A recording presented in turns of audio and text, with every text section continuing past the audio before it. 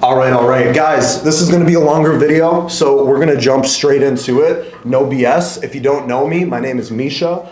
Before I got into sales, back when I was 18, I was broke, I was a loser, I was smoking, drinking, doing degenerate bullshit. And most importantly, at that time of my life, I was very lost. I was fearful that I would end up living the life that my parents lived, which was waking up every single day for a job that made them miserable and basically having zero fulfillment. I was terrified of that future, and I was on a direct path for that to happen for me. Okay, I had tried all the different online side hustles, nothing worked for me, and then I ran into sales. Okay, ever since I got into sales back in 2019, now I'm 23 years old. I'm earning multiple six figures in commissions. I get to work at this dope ass office every single day, 20,000 square feet, open concept. I do it with my best friends. I wake up every single day excited for the new challenge. What can I learn? How can I get better? I've been able to generate multiple millions in high ticket sales for the clients that I've sold for. I have sold for some of the largest coaches in the world, actually. A lot of them, you'd probably know their names. And most importantly too, I think what I'm most proud of is the fact that I've been successful personally, but I've also taken on a leadership role, and I've had the opportunity to work with guys directly who are starting in the same situation that I was, and coach them and train them and teach them the things that I messed up on so that they can see more results sooner than I did. And I've been able to do that at a pretty large scale, working with hundreds of people at this point, both in our office and remote. Okay, now listen, I say all of this to say, and really just to drive the point home, like I have experience, I'm in the game. I practice what I preach. I think a lot of sales trainers out there, like they're pretty far removed from the actual sales process. Like they're not doing the sales calls day in, day out. And the thing is sales has changed drastically. Okay, like if you think 5 years ago, I'm talking in the last 12 months, like it's a totally different game. Society is different. People's psychology and decision-making process is different. And you need to stay ahead of the curve. So, really in this video, what I wanted to do was just brain dump every single thing that I know about sales, so that you guys can sit down, spend an hour, 2 hours, or however long this is, and basically take the lessons that I give you, apply them right away, and go and make money with them. Okay, listen, a lot of people are like, they have fucking TikTok brain, and they can't sit down for more than 5 minutes. Those people are not going to see success anyways. If you're the type of individual you can sit down, lock in, learn, and apply, I guarantee you that you're going to get a massive ROI on this video. So what I'm going to be covering in today's video. First of all, what is sales, right? A lot of people don't even know what that is. We're going to be starting with the basics. We're going to talk about exactly how sales has changed and how you can set yourself apart. We're going to be talking about why most people struggle with sales and they don't see the massive results that are actually possible so that you can avoid it. We're going to be talking about my 10-step framework as well. I'm going to be going very deep on this framework. This 10-step framework has changed a lot of lives. It has generated insane amounts of money for the clients that we've sold for. It works for B2B, B2C, high ticket, low ticket. It'll probably work for you if you have relationship problems. You can use this 10-step framework to get what you want. And that's the beauty with sales, is that it allows you to make a bunch of money, but it also allows you to connect with people better. It allows you to get your way better. It increases your confidence. It's the best thing in the world. Guys, sales is the game. I'm the biggest advocate for this. Anyways, 10-step framework we're going to be getting into. We're going to be talking about buyer psychology. We're going to be talking about objection handling. And I'll probably come up with some more topics by the time we get to the end of this video. I want to go raw, uncut. Let's jump straight into it, okay? First of all, what is sales, okay? A lot of people get this wrong, right? A lot of people see sales as... And even for me, I thought it the same way. When I first got into sales, I was doing door-to-door window cleaning, right? I remember going out on my very first day. I was with my business partner now, Dylan Blues. We were doing window cleaning back then. This was like 2016. My first day, I'm going out. He's like, hey, you're going to shadow me, and I'm going to show you how it's done. Cool. We hop out. We start walking down the street. The very first thing he tells me 5 minutes into my sales career was... people buy from you because they like you, they are like you, or they want to be like you. I'm thinking in my head, I'm like, that's bullshit. Like people, like we're selling window cleaning. Like people are going to buy if they have dirty windows, right? If somebody wants window cleaning, they're going to buy from me, right? And I was totally incorrect, right? Sales isn't order taking. Sales isn't customer service. All right, sales isn't a numbers game. Okay, what sales is it's a transformation. Okay, it's a problem to be solved. All right, when we speak to people, they come to us and they have some type of problem, whether they know it or not. And our job is to make them aware of that problem, to make them feel how important that problem is or how big that problem is, and then to present what we have as a solution to bridge that gap, right? So like I said, it's not customer service. It's not order taking, okay? It's not going through a script and saying, okay, like let me just blow this person's mind with a bunch of benefits and all of that. It's solving problems, okay? And in reality, especially with high ticket and in my industry, and honestly in any space, like what sales is it's a transformational conversation where you guide your prospect to the conclusion that they need to take massive action right now to solve that problem. Okay, and they have to do it with you because throughout the entire sales process, you've demonstrated the highest level of expertise when speaking to them, right?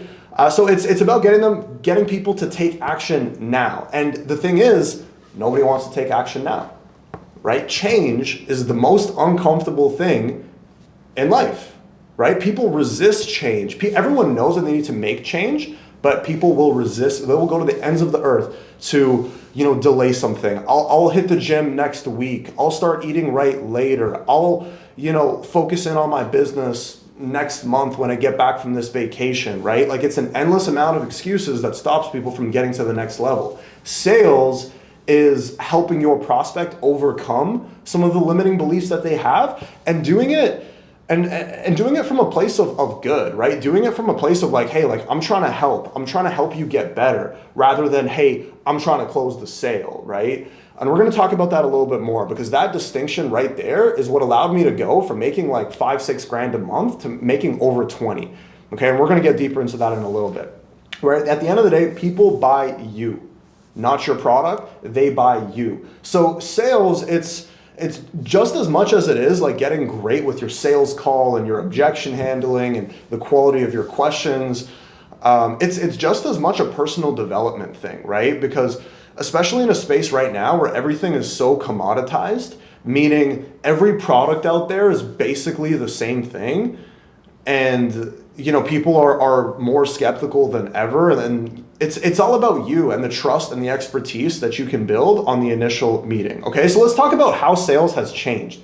I want you guys to think, what has been the biggest shift in society over the last 10 years? Just take a second, think about it. Should be pretty obvious. It is this thing right here. Okay, more specifically, it's social media. Think what's been the biggest shift in the past 2 years, right? People spend more time on this device right here than they spend interacting with other human beings. Like think about how crazy that is. 10 years ago, like that didn't exist. Right now, this takes up like damn near half of our lives is us being on our phones, right? As a result, people are marketed to more than ever. People are being sold to literally tens of thousands of times every single day.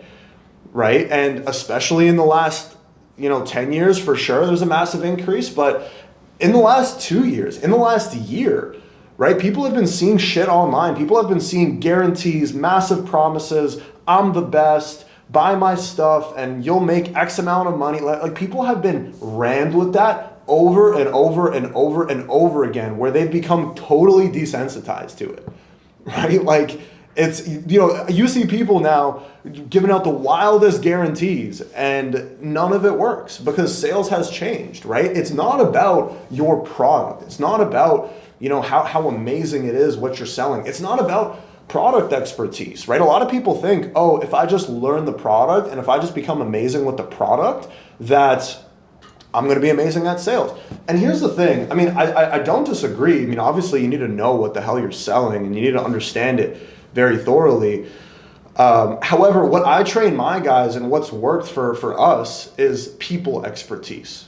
Okay, understanding people, specifically understanding your prospect that's in front of you, right? If you're in sales right now, you have the exact same conversation, okay, with the same, like maybe 2 or 3 customer avatars, right? And everyone has the exact same problem, okay? the way that you're going to separate yourself in this game is becoming an absolute expert when it comes to that problem. When it comes to the ICP, the ideal client that walks in your door, like you have to understand them at such a depth where it's like you blow their mind, right? You have to understand people's problems better than they do for you to be able to close massive deals on the first call, which is what we do, okay? What does that mean? It means like understanding your problem. Like, for example, right? If you're in some kind of, B2B service, right? And you're talking to business owners all day, it's like maybe something, it's like, hey, Mr. Prospect, and like, I remember a long time ago when I was, in the same business and I was struggling with the same problem, I remember waking up every single morning with anxiety. Like literally at the start of my day, every single day, I would think like, fuck, like how are we going to bring sales in? How am I going to pay my employees? And it lasted like that for so long. And then that's when I decided to make a change. It's like me telling a story like that. It's because I know my ideal client, they have anxiety every single day about a lack of lead flow.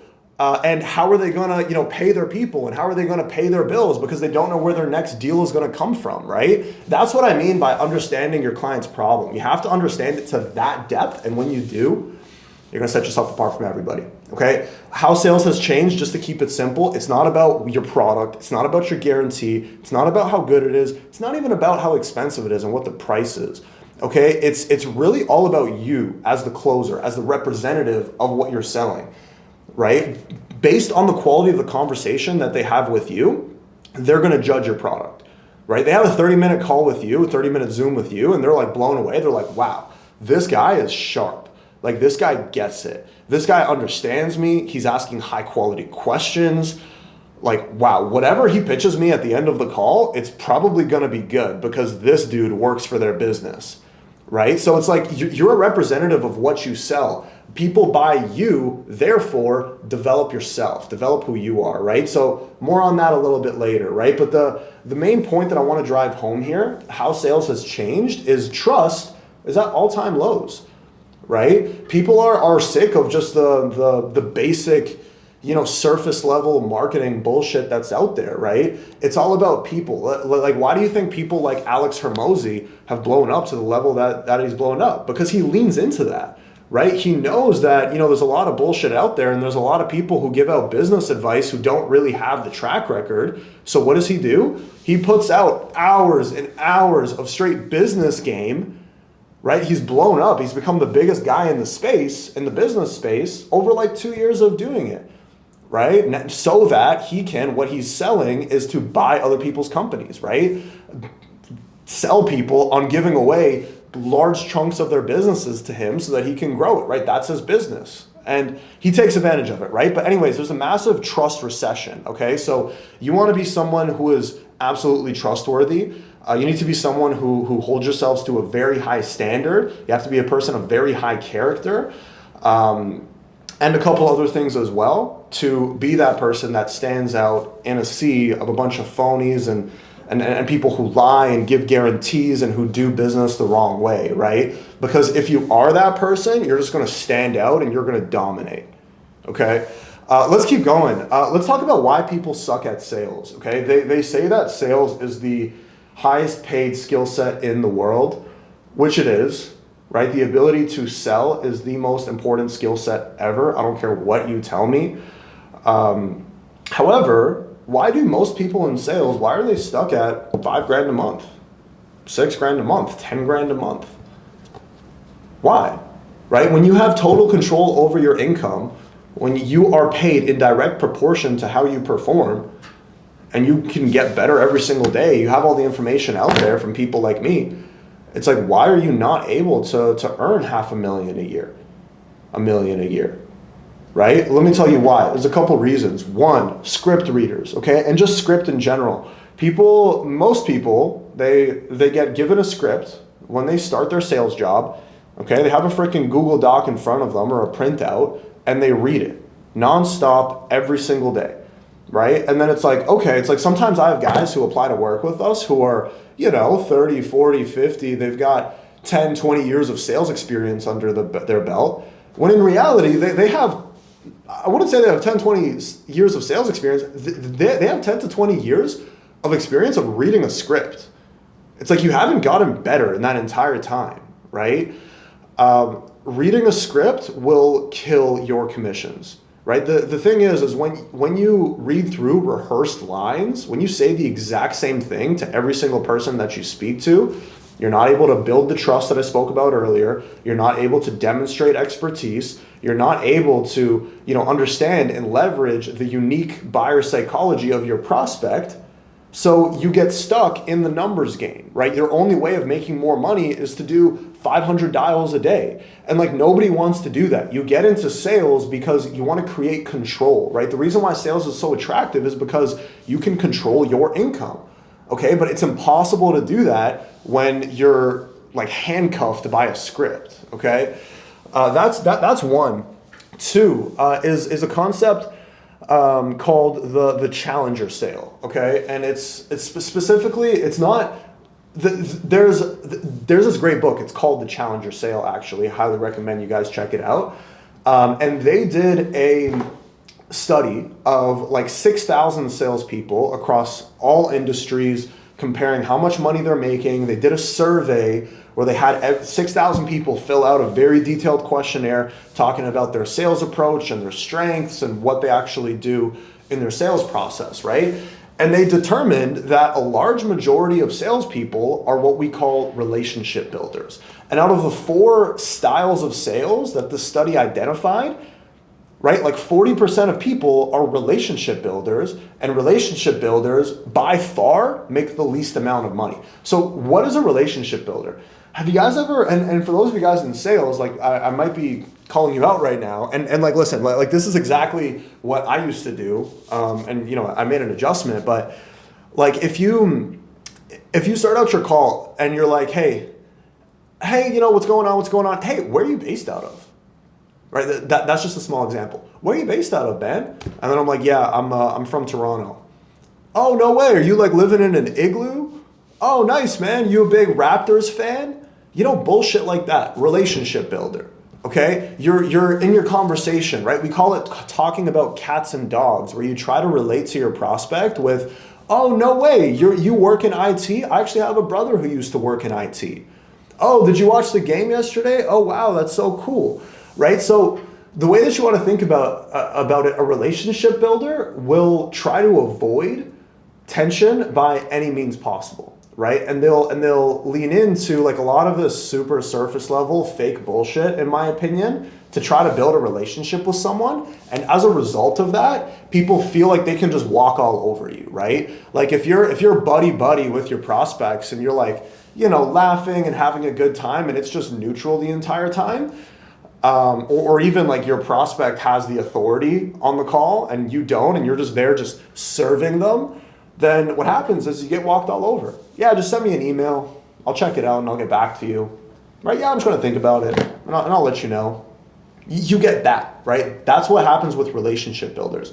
Most people in sales are relationship builders because they're afraid of tension, they're afraid of confrontation, they're afraid of challenging their prospect, right? As opposed to the challenger sale, okay, this was out of the 4 different types of, I believe it was 4, it might be 5, but I'm pretty sure it was 4 skill sets, like 4 types of salespeople in this study. Out of the types of sales that they studied, the challenger sale was by far the most successful in terms of the amount of money that they made, right? So the challenger sale, the challenger closer is literally an opposite to the relationship builder in the sense that they will bring in tension into the call. They will introduce tension on the call. They will challenge their prospect and let them know that like, hey man, like let me ask you, like in the past 3 years that you've been thinking about making a change, like what exactly has been in your way from changing it? Oh, well, it's just been, time and this and that, and we've just been kind of busy. Right, I get you. I know you mentioned earlier on in the call that like this problem has been plaguing your business and it's stopping you from spending the time with family that you want to have. I mean, why has this not been a priority for the past 3 years? Obviously, spending time with your family is important, right? Right, where I would go out of my way to challenge my prospect based on what they said. I'm going to hold them accountable to what they're telling me. Right? If someone tells me, hey, I want to get into sales and make $100,000 a month, I'd say, okay, cool. Let me tell you something, Mr. Prospect. Everybody wants to make money. Everybody wants this dream lifestyle of doing all of these amazing things. But from what I've noticed, after taking tens of thousands of calls with individuals just like yourself, a majority of the people who want this stuff, like their actions don't often align with their words. Like, just being real with you. I don't know you very well, but let me ask you, are you actually at a point in your life where you're ready to commit 1000% to sacrifice, go through the pain, the struggle, and everything that's going to come on the road to making $100,000 a month? Like, do you even feel ready for that? Right? I will challenge my prospect. I'll say things like, hey, man, like listen, I love your goals. Like, you seem super ambitious, and I love what you're saying here. The one thing that's it's not making sense here. How come you haven't started already? Right? I'm going to challenge my prospect. Let me ask you a question. Who do you trust more in your life? Think about your closest friends, the people that you keep closest to you. Who do you trust more? The person who says, hey man, like they pull you aside and they say, hey man, listen, like, you're slacking. You could be doing so much more. Like, what's going on with you, man? Who do you trust more? That person, or the person who's just like always laughing and always a good time and is never willing to call you out on your bullshit? Right? The friend who's like, hey man, listen, like, it seems like, you're fat, bro. Like, you're a fat fuck.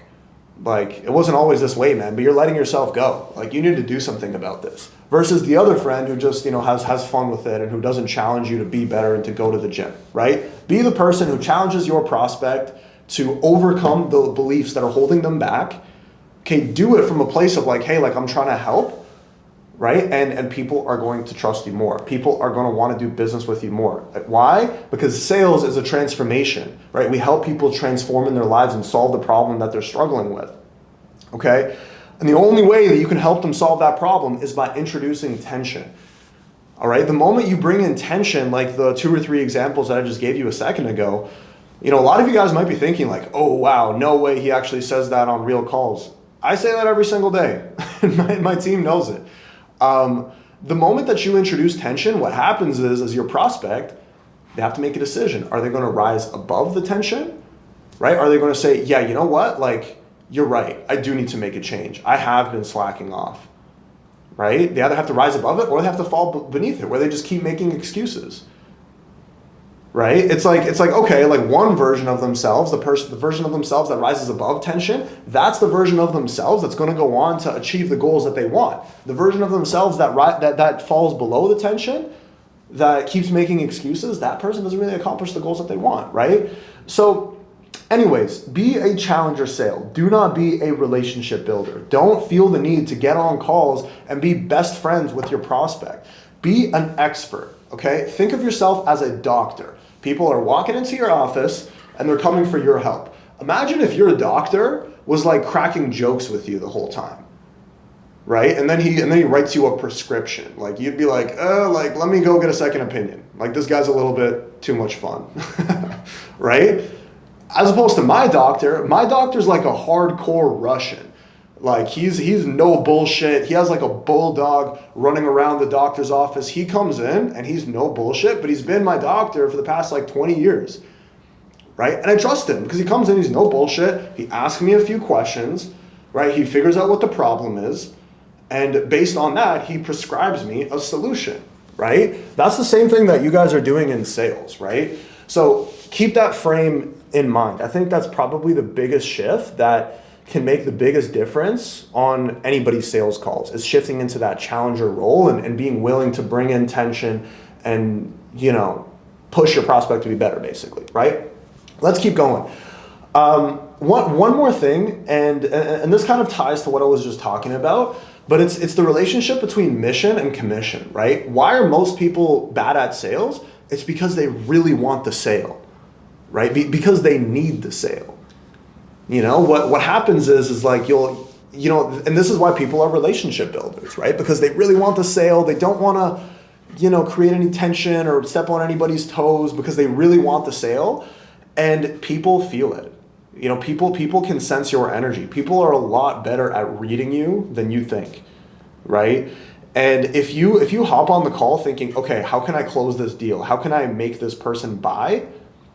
I guarantee you, if that's your thought process, you're losing sales because of it. People feel that, and because they can sense that you want to sell them, they throw up a wall and they're going to give you smoke screens at the end of the call, and they're never going to buy from you simply because you want their money, right? As opposed to being totally detached from the sale. Okay, and this puts you in a place of strength. Something that Donald Trump said in his book, The Art of the Deal, is you have to be willing to walk away from the table, right? You have to be totally willing. Like when you start out a call, and this is something we're going to talk about, but you start out your sales call with, hey, I just want to ask you a few questions just to see if I can even help you. And if I can, I'll show you how. You have to mean what you say when you say that, right? A lot of people don't mean that. If I'm on a call with someone and I realize that like, hey, I just can't help this person, I will tell them that. I'll say, hey, listen, let me just jump in here. I don't think I'm going to be able to support you for X, Y, and Z reasons. I wish you all the best of luck, but we're not going to be the right fit here.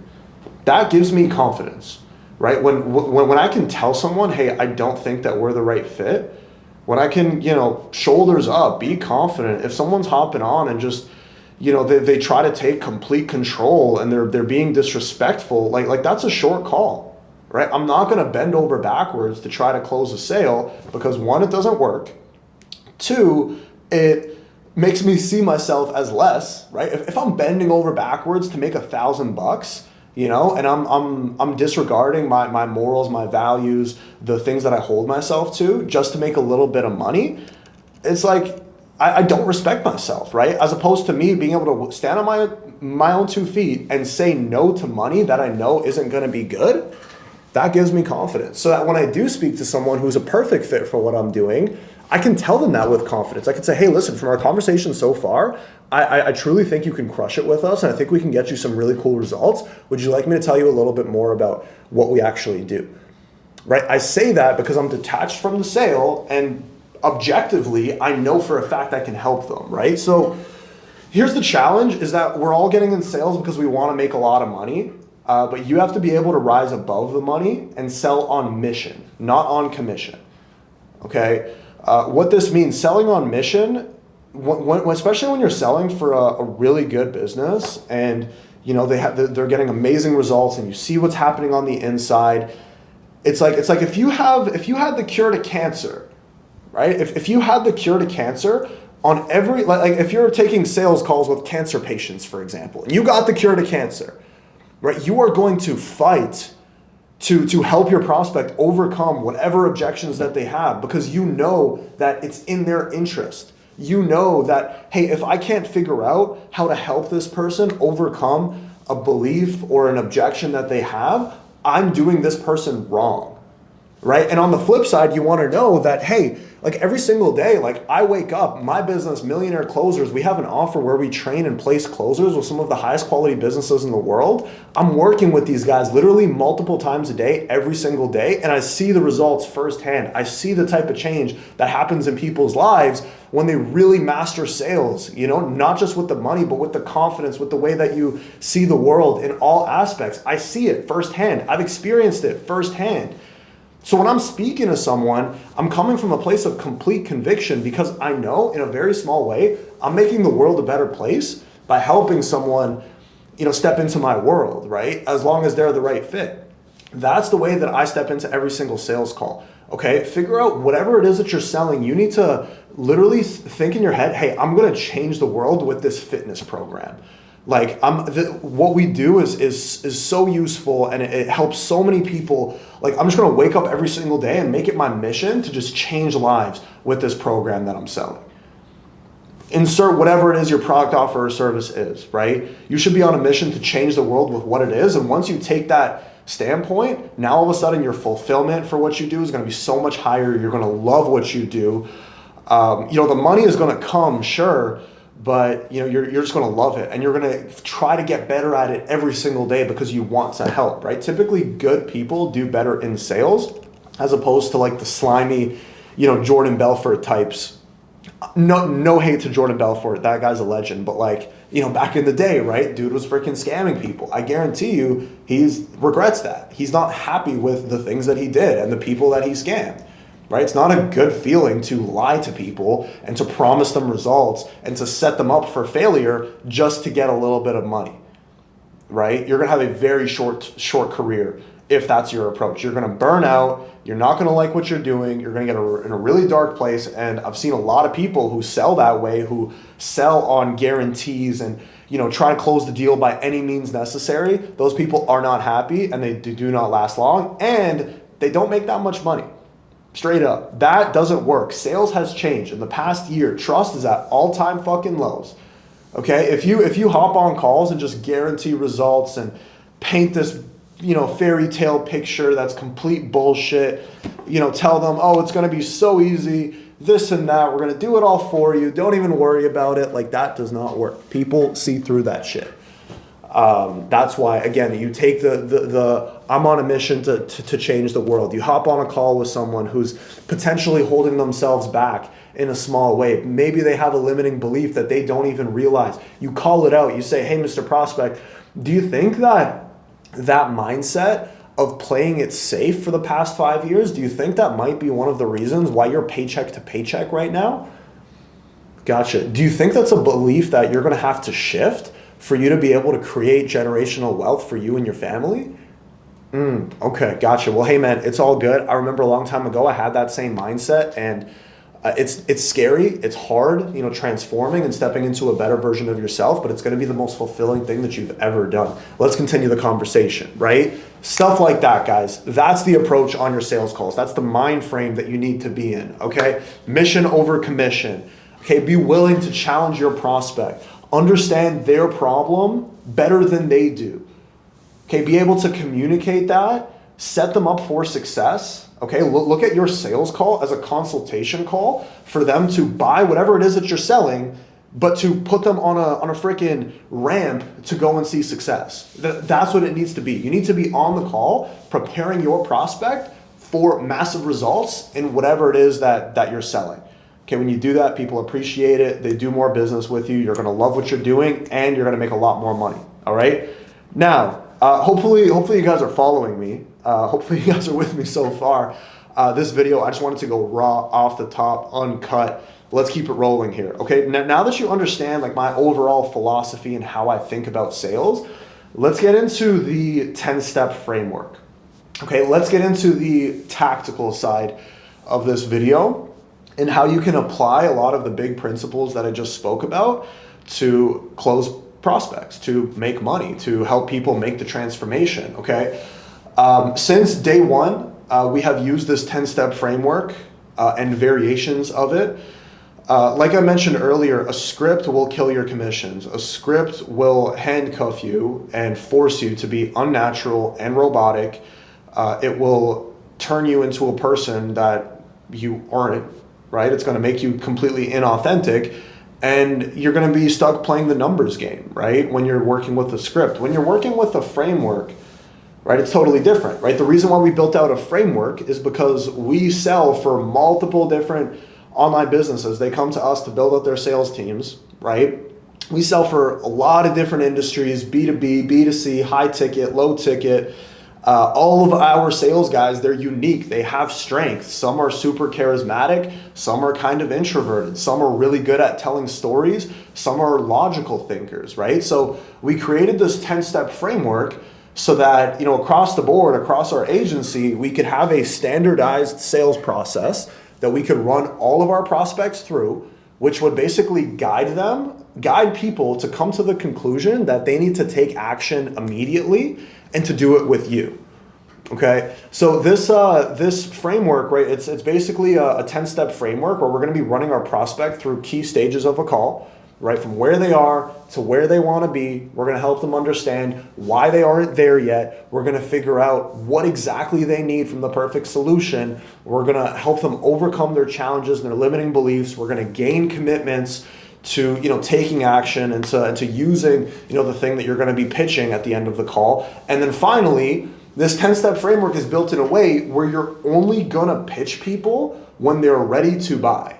Okay, and this is going to allow you to have complete control over your sales conversation so that you can consistently and predictably close deals. Okay, so you're not coming into a call and hoping that you close, but you're able to follow a process that works. Okay, and if you mess up a call, you can go back and look, hey, I messed up at this step right here. Let me train this and get better at it, okay? So this 10-step framework, guys, it has resulted in well over, I think like 35, 36 million in high ticket sales for all of the clients that we've sold for totally.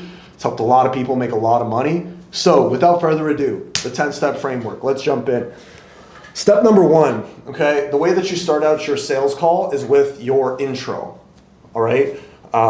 Saying hello, starting out your call, right? Here's the thing, is you can't make a first impression twice. The way that you start your call is gonna be, I see the intro as the easiest and highest ROI step in terms of your close rate at the end. Because it's a 10-second section of the call, and if you nail it, like if you have, and the guys who are in sales know what I'm talking about. There's a lot of calls where you hop on, hey, John, what's going on? Misha here with XYZ company. They say something, you crack a joke, they start laughing, and it's actually a good joke. You know what I mean? All of a sudden, boom, you're like this, connected, and you're 10 seconds into the call where you've positioned yourself as an expert, as a person of authority. You've positioned yourself as a cool person who's easy to talk to, right? And then 10 seconds in, you've already set yourself up for success. A lot of the times when I have a great intro, it's like I already know that I'm closing a deal before I even get to the end of the call. So what is it going to look like?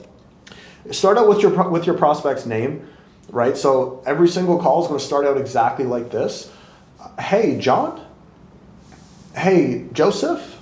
Hey, Andrew. Hey, Sally. Right? It's hey, name, question mark. Notice my tone. Okay, this is going to get people to like peek. They're going to be like, oh, what's up, right? But because people's favorite, I think, oh man, the name's escaping me. But the dude that wrote How to Win Friends and Influence People's favorite word in the English language is their name. Okay, when you say hey, name, question mark with a curious tone, they're going to be like, oh, who's this? What's going on? Right now they're engaged. They're locked into the conversation. Okay, cool. Hey, John. Hello, who's this? Hey, John, Misha here with XYZ company. How you doing? Good. Awesome. You know, this is what's going on. Super excited for the call. Okay, amazing. Let's go ahead and jump straight in, right? The key with your intro is come from a place of confidence. Don't sound like an order taker. Don't sound like a customer service.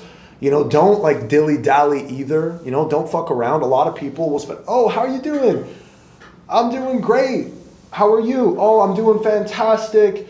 Blah, blah, blah. How's your weekend going? Any exciting plans today? Blah, blah, blah, blah, blah. Fuck all the chit chat, okay? People want to work with experts. People want to work with high value, high performing people. Okay, so think about how can you communicate that in your intro. A lot of the time is I'll start out my call with, hey, John.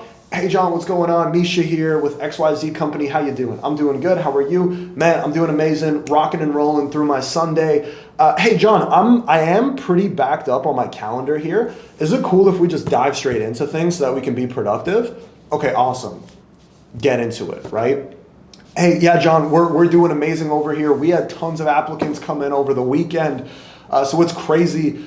You good to jump straight in? Okay, awesome. No bullshit. Your time is valuable. You don't have time to fuck around. Get into it, okay? People want to work with busy people. People want to work with people that a lot of other people want to work with, right? If you know that my calendar is slammed out and I got thousands of people trying to get in touch with me, trying to do business with me, all of a sudden you're going to be like, oh, okay, yeah. I want to work with this guy, right? Very subtle, right? Hey, name, cool, what's up? Okay, awesome, you ready to jump in? Let's jump in. Great, agenda. Step number 2 is your agenda. This is where you set the frame of the conversation. Again, relationship builder versus the challenger sale. You wanna set a frame. You're doing a couple things with your agenda. One is you're obviously being transparent. You're letting your prospect know, okay, hey, this is how the rest of the conversation here is gonna go. This is what you can expect. Okay, sure, you're being transparent, great. Most importantly is, again, think of the doctor, right? You want to position yourself as an expert, as an authority figure who's here on the call to figure out what we can do to see if we can even help you. And if we can, we'll show you how, right? So the way that your agenda is going to go, it's going to be something like this, right? So, hey, John, what I'd like to do here on this call, I just want to start out with a couple questions just to see if and how I can actually help you here. If I feel like I can, I'm going to show you towards the end of the call, but if not, no hard feelings either way. I'll just do my best to point you in the right direction. Cool? Beautiful. Notice my tone, right? The tone is the most important part of your agenda, right? Think of what I just said. Now compare it to this. Hey, so what I want to do is just ask you a couple questions, get to know you a little bit, and really just see if and how we can help you. And if I feel like I can, I'll show you how. And if not, I'll point you in the right direction. Sound good? Right? I have that like higher pitched voice, right? This is the difference between the top performers, guys, and the guys at the bottom, is their tone of voice. Right? I'll start out my agenda with, hey, Mr. Prospect, just want to start out with a couple questions. Just want to see if I can help you here. And if I feel like I can, I will show you how. If not, I'll just point you in the right direction. Sound good? Cool. Expert, professional, down to business. I'm here to see if I can help you. You got to mean what you say. Quick note on the agenda. I see a lot of people start out their calls with, hey, just let me know at the end of the call, just a yes or no answer, and we'll take it from there. Or like they'll literally say something like that, where it's, hey, yeah, I just want to see if and how we can help you out. If I feel like I can, I'm going to show you how. And towards the end of the call, just give me a yes or no answer if you want to move forward. Sound good? Guys, do not do that. Do not do that. Some guys on like social media, because they have a lot of, authority already, and like people are showing up and they're already massive fans of, the guy that they're selling, or they're, some guys with will take sales calls and they're the face of the brand, right? So they'll take that approach. But if you're just a regular salesperson, and just in general, I don't like this. This puts your prospect on defense. It's exactly what it does. Is it puts them on defense. You're putting them into like this little box where it's like, hey, at the end of the call, just give me a yes or no answer. It doesn't work. If only if it was that simple. You just tell people, hey, just give me a yes or no answer, and then all of a sudden objection handling is just solved. You never have to worry about objections ever again because you started out your call like that. It's not that simple. It's not going to work. They're still going to give you an objection at the end, and it's going to mess up the entire sales conversation because now your prospect has their guard and their defense way up. Okay? We need to bring that guard down, right? And the way that you're going to bring that guard down, like a really powerful way, is like, hey, I'm kind of like unsure of if I can even help you here. So I'm just going to start out with a couple questions to see if I can, right? You want to be unsure if you can help them because you're not sure. You don't know anything about their situation, right? When people hop on the call and they're like, yeah, just jump straight into things. I'm a straight shooter, man. Let's just get into what you're selling and we'll take it from there. It's like, okay, yeah. I mean, I appreciate your enthusiasm, Mr. Prospect. Here's the thing. I'm not really sure if I can help you. I'm just going to start out with a couple questions, if that's cool. Just so that way we can be as productive as possible here. If I can help you, amazing. I'll show you how. If not, no hard feelings. Spill the red wine on my white shirt and we'll call it a day. Shout out to Dylan for that line. Right? But I'm unsure if I can even help you. I'm detached from the sale. I'm here to put you in a position where you can be successful, and I'm only going to tell you about my product if I know for a fact that I can help you. That's the mindset that you got to be in, and that's what you're communicating with your agenda. It's one sentence, right? Hey, just want to see if and how I can help you out. I'm going to start out with a couple questions, and if I feel like I can, I'll show you how. If not, I'll point you in the right direction. Sound good? Great. Awesome. You've started out your call, you've set the frame, you've positioned yourself as an expert, you've done it with the right tone. So now your prospect is like, okay, great. Let me kind of just submit to this guy's authority for a second. Let me give him the information that he needs to prescribe me a solution, and we'll see how this goes. Awesome.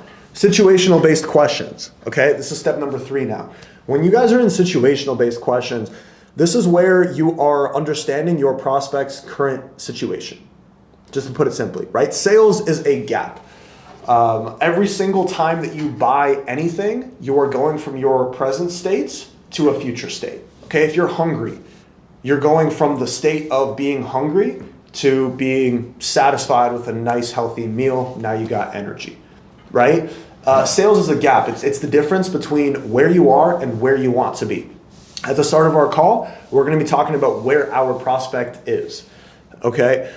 So the way you want to go about your situational is go from broad questions to very specific, Okay, it's kind of like a funnel. It's kind of like this, right? We start up here, we start super broad. I'll be like, hey, just give me some background, catch me up to speed on what you got going on, and we'll take it from there. Like, I'm asking for anything. I'm basically just asking my prospect to speak. One of our old clients, actually still our client, Ty Lopez, that's something that he told us. The way you want to be thinking about it, this is what Ty said. He dropped a voice note one day, and he was like, guys, as a salesperson, when you start out your call, you got to think of yourself as a soldier. Okay, you can either like jump up out of the trench and start freaking shooting, or you can peek up out of the trench, analyze the battlefield, look at, okay, what are the obstacles, where are my strengths and weaknesses, and what's going to be my approach, what's going to be my strategy here, right? That's what you're doing when you start out your sales call with a broad, open-ended question, right? So hey, just catch me up to speed on what you got going on. We'll take it from there, right? Let your prospect speak. We want them to go on a little bit of a tangent. Just give us a full background on everything that's happening. And most importantly, for them to start talking about their pains and their problems. That's really what we're trying to find here in situationals. We're trying to find what is the big problem that they're trying to solve. What do they not like about their current situation? And why is it so painful? Okay, this is what we call a pain point. We're looking for pain points. Pain points are the reason why people buy. Okay, people will buy because of pain more than they'll buy because of pleasure 10 times out of 10. Okay, if something is painful in your life, you're going to do something about it, period, right? If it's painful enough, you're going to spend a lot of money to solve it. So we're just gaining some information and some insight, right? So ask a few questions. The way that you do it based on what you're selling will be a little bit different. But the key in situational is just to be very conversational, right? Just be on the back foot. You're leaning back in your chair, right? Hey, yeah, just give me some background on yourself, what you got going on, and we'll take it from there. Okay, nice, man. That's what you got going on. That's really cool. Hey, let me ask you, what got you into that business in the first place? Okay. Oh, nice. Okay, that's really cool. You mentioned that you're struggling with lead flow right now. Can you tell me more about that? Okay, how are you guys bringing in leads right now? Like, what's your marketing strategy? Okay, well, why do you think it's not working right now? Right? It's like I'm coming from a place of curiosity, okay? And no matter what you're selling, the way that you ask really good questions in a sales context is by just being curious, right? By hearing someone and like really thinking about them and being curious, saying like, oh, wow, that's really interesting. Hang on, wait, so you said you've been running this agency for the past 5 years and it's been completely off of word of mouth? Like, you haven't tried anything? Right? Because I'm curious, right? And then all of a sudden now, because I'm being natural, because I'm naturally curious and I naturally want to get to the bottom of their problem, they're going to start like spilling the beans. They're going to start opening up. Their guard is going to be lowered because I'm not reading off of a script. I'm being genuinely curious and I'm trying to figure out what the problem is. As opposed to most people, they're like, oh yeah, so, okay, how are you guys bringing in leads right now? Okay, gotcha. How's that working for you? Okay, cool. What have you tried to do to solve this? Okay, gotcha. And how much money are you guys making right now? Okay, cool. And how has it been on you? How does it make you feel that you're not able to bring in leads? It's like that is literally how most people sound, right? They're literally like running their prospect through an interview, okay? The guys who are really good at sales, the guys who make $20,000, $30,000, $40,000 a month are the guys who can just sit down, not even think about anything and just talk, right? Ask questions with genuine curiosity. We're going to start up here. Let me give you guys the tactical. You start broad. Hey, tell me about what you got going on. You're looking for a surface level pain point, right? So if someone's like, yeah, and like I just don't really love what I'm doing right now. I don't really love my job. So, I'm kind of looking to change things up. That's what we call a surface level pain point. I don't love my job. Yeah, and like, I'm not getting paid what I'd like, so I'm kind of looking at different ways to make money. Surface level pain point. Yeah, and like I don't have as much time as I'd like with my family, so I just want to do something different. Right? Surface level pain point. That's the surface level. Most people stop right there. They're like, okay, cool, found a pain point. He doesn't have time with his family. I'm going like 3 levels deeper, right? And so do all my guys, and so are you. I I just, I've been super busy and I've been doing this job for 10 years, this 9 to 5, and like I don't really have the time with my family that I'd like, so I'm looking at doing something different. Okay, what do you mean by that? When you say you don't really have the time with your family, like what does that even look like? Yeah, well, like my job and my schedule, sometimes it's super busy, sometimes it's not, and it's like I don't control my time, and someone else tells me when to show up to work, when not to, and yeah, I just don't really like it anymore. I'm kind of sick and tired of that. Damn. So like, how does that make you feel that another man can basically dictate your schedule and dictate your life?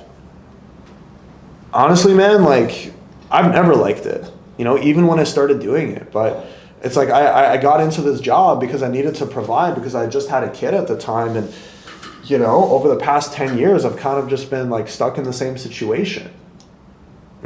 Gotcha. It seems like, taking care of your family and, providing for them is really important to you, man. Respect, for real. Yeah, man, for sure. I always prided myself. Now I'm building a connection with my prospect. Right now I'm getting deep. Now he's really opening up to me. Not just I don't have time with my family, but hey, I want to be a provider. I've sacrificed for my family. I put my family before me. And, because of that, 10 years later, I'm in a position that I don't really like to be in, right? So now I can empower this person to make a move. Here's the thing. The deeper that you go, the more that the pain becomes real. And as we bring the pain to the surface, it gets our prospect into an action state. I want my prospect to feel their pain. I want them to start like feeling it. Like damn it. I've had prospects start crying on calls before. And in my eyes, that is a good thing. Like you want your prospect to feel like shit about their current situation if they already don't like their situation, right? Be like, hang on, wait, man, you're 40 years old and you're working at Uber? Did you think this is the position that you'd be in 10 years ago? Yeah, man. I mean, do you ever feel like you're kind of falling behind in life? I will ask my prospects these questions because I want them to feel like shit. Because they do feel like shit. And they probably bottle it up. And what happens is with most people is they have pains in their lives, but they will figure out how to get comfortable with those pains. Like they'll make excuses and they'll justify it and they'll be like, oh, like it is what it is. It is what it is. It's just, that's it, right? And then that's how people get comfortable with their problems, right? Is they justify it, come up with excuses, they don't really talk about it, they don't really verbalize it. It's just this quiet thing in their head that drives them crazy, but they never really say it out loud, right? They never get real with themselves about it, right? Like facing the problem is step one. If you're an alcoholic, like if you're drinking every single night, you take 3 shots when you get back from work. If you do that every single day, it's like the first step is accepting that, I'm an alcoholic. I am addicted to alcohol. I need alcohol to not feel like shit.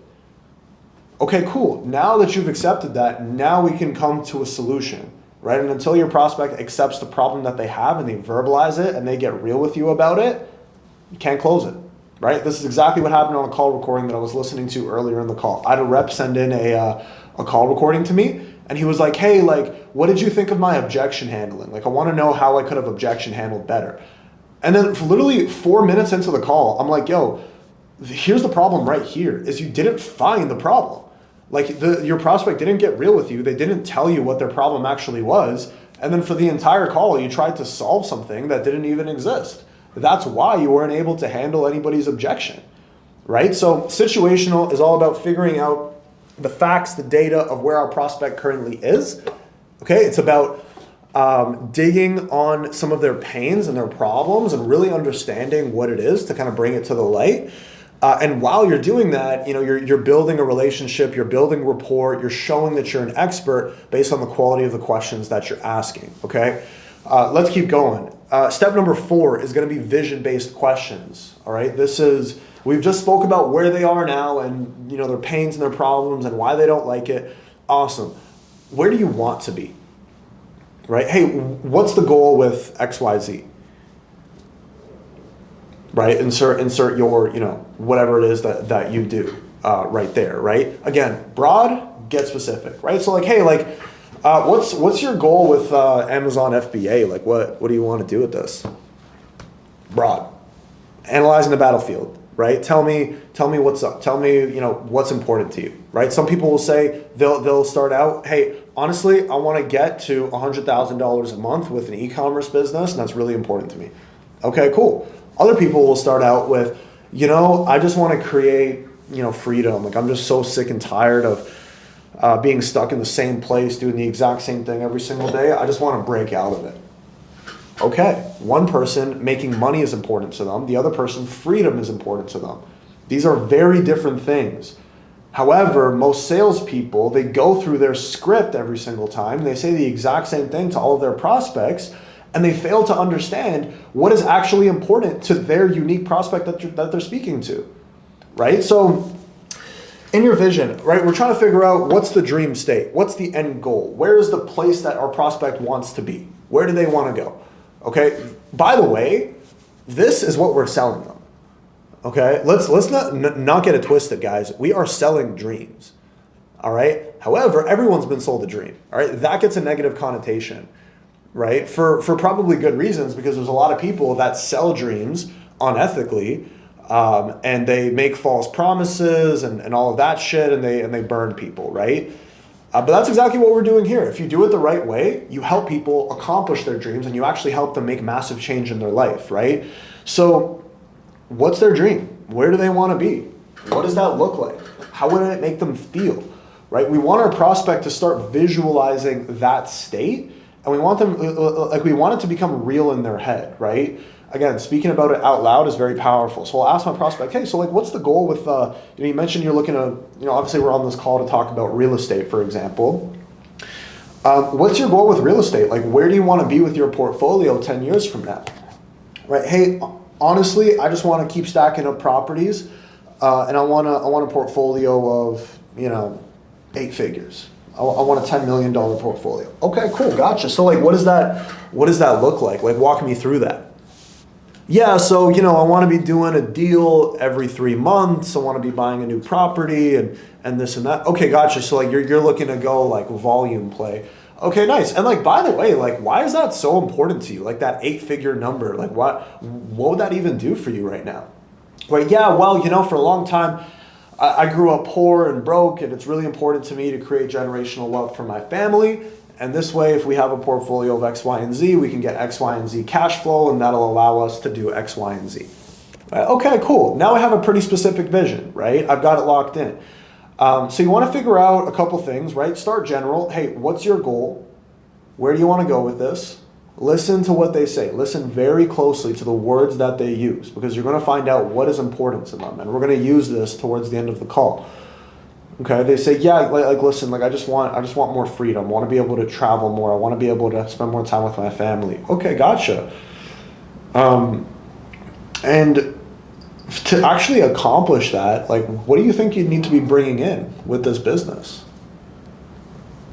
Right? Oh, well, like I'm thinking like if I could, start small and then scale and then see what happens. Okay, right, for sure. But like you mentioned, your goal here is to create freedom for yourself, right? You want to, like, obviously your 9 to 5 is kind of holding you back here. So like the first step for you would be to make enough money doing this as a side hustle so that you could justify going full time. Because I know you mentioned you have a family as well. You got responsibilities, right? Yeah, exactly. Yeah. So like what I'd like to do is to make X, Y, Z, right? And I'm asking these questions because I want my prospect to start thinking about it, right? A lot of people, they hop on the calls because they have a dream, they have a goal, but a lot of people don't even like fully believe that it's possible, right? So what I want to do is just ask my prospect questions and get them to explain their goal to me, right? Okay, cool. So you want to hit XYZ goal. Okay, but like what does that look like? Like, walk me through your plan. Like, what are you thinking? Right? Okay, sure. That way we can get like a North Star, right? We can understand, okay, like he wants to hit this number, right? A number is easy, right? Because it's specific and it's a number, right? Okay, cool. And you also want to understand what that would do for them, right? Because nobody wants money just for the sake of money. Nobody wants 6-pack just for the sake of having a 6-pack, right? You want a six pack because, hey, I want to feel confident. I want to have a higher self-esteem, right? I want to be better with women. I want to, build my discipline, right? There's a reason why we want certain things. So figure out what that reason is as well, right? So, hey, why is that goal of hitting 50 grand a month with your business, why is that so important to you? Right? Well, because of, and then they're going to get into why it's so important to them, right? Because, that'll give me true freedom. That'll put me in a position where I don't have to worry about money anymore, and I can start living my life to enjoy it rather than being a slave for a paycheck. Hey man, absolutely. 100%. Love it. Okay, vision. All right, moving forward. Let's keep going. Step number 5. All right, this is challenge-based questions. We understand where our prospect is. We understand where they want to be. Now we got to understand why they're not there. Okay, this is where the challenger sale concept comes up. Right, you're going to ask your prospect, and you're going to drop your tone a little bit. You're going to say, okay, gotcha. So that's your goal. Okay, great. Hey, let me ask you, how long have you been thinking about making that happen? Well, I've been thinking about this goal for probably the past year. I've wanted to do something. Okay, right. Great. Gotcha. And in this past year, what's been holding you back from doing something about it? Notice my tone, right? As opposed to, okay, gotcha. So in the past year, what's been holding you back from doing something about it? Right? Drop your tone. Hey, what's been holding you back from taking action on this? This is what you're gonna hear. If you hit the question right, this is what you're gonna hear every single time. Honestly, it's been tough because there's so much information out there, but honestly, I can't even use that as an excuse. I've just been, it's been me. I haven't taken the action necessary, and at this point, I'm just so fed up. I need to make a change. Right? That simple question will get people. So 2 things are going to happen in your challenge. Either they're going to give you a legitimate challenge, or they're going to give you an excuse or a limiting belief that they've been telling themselves for the past, basically for their whole lives, as to why they can't accomplish what they want to accomplish. Understand the difference. Okay? If someone gives you a genuine obstacle, something that's in their way, it's like, hey, I've been looking for the right mentor, but I just haven't really been able to find one. Okay, sure, fine. I guess that's valid, right? As opposed to someone saying, oh, it's just been time, and I've just been busy, and it just hasn't really been a priority.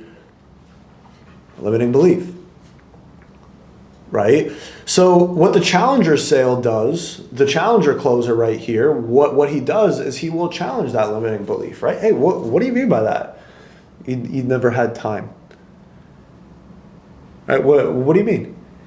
Yeah, well, it's just, a lot been going on, this and that. Hey, can I be real with you, Mr. Prospect? I mean, we all have the same 24 hours in the day, right? I've found that it's not about finding time, it's about making time for what's important, right? I mean, is there a reason why, you haven't been able to find, even an hour a day to get something started? Yeah, well, it's because I just don't really know what I'm doing, right? Okay, so now we go from they didn't have the time to do it to they didn't have the information, so they didn't feel confident building their business because they have a lack of time. Does that make sense? So someone might say it's because I don't have time, right? When in reality, they have time, but it's they don't know what the hell they're doing, and they're like, oh, I'm just not going to do it. Right? Versus, hey, if I mean, let me ask you a question.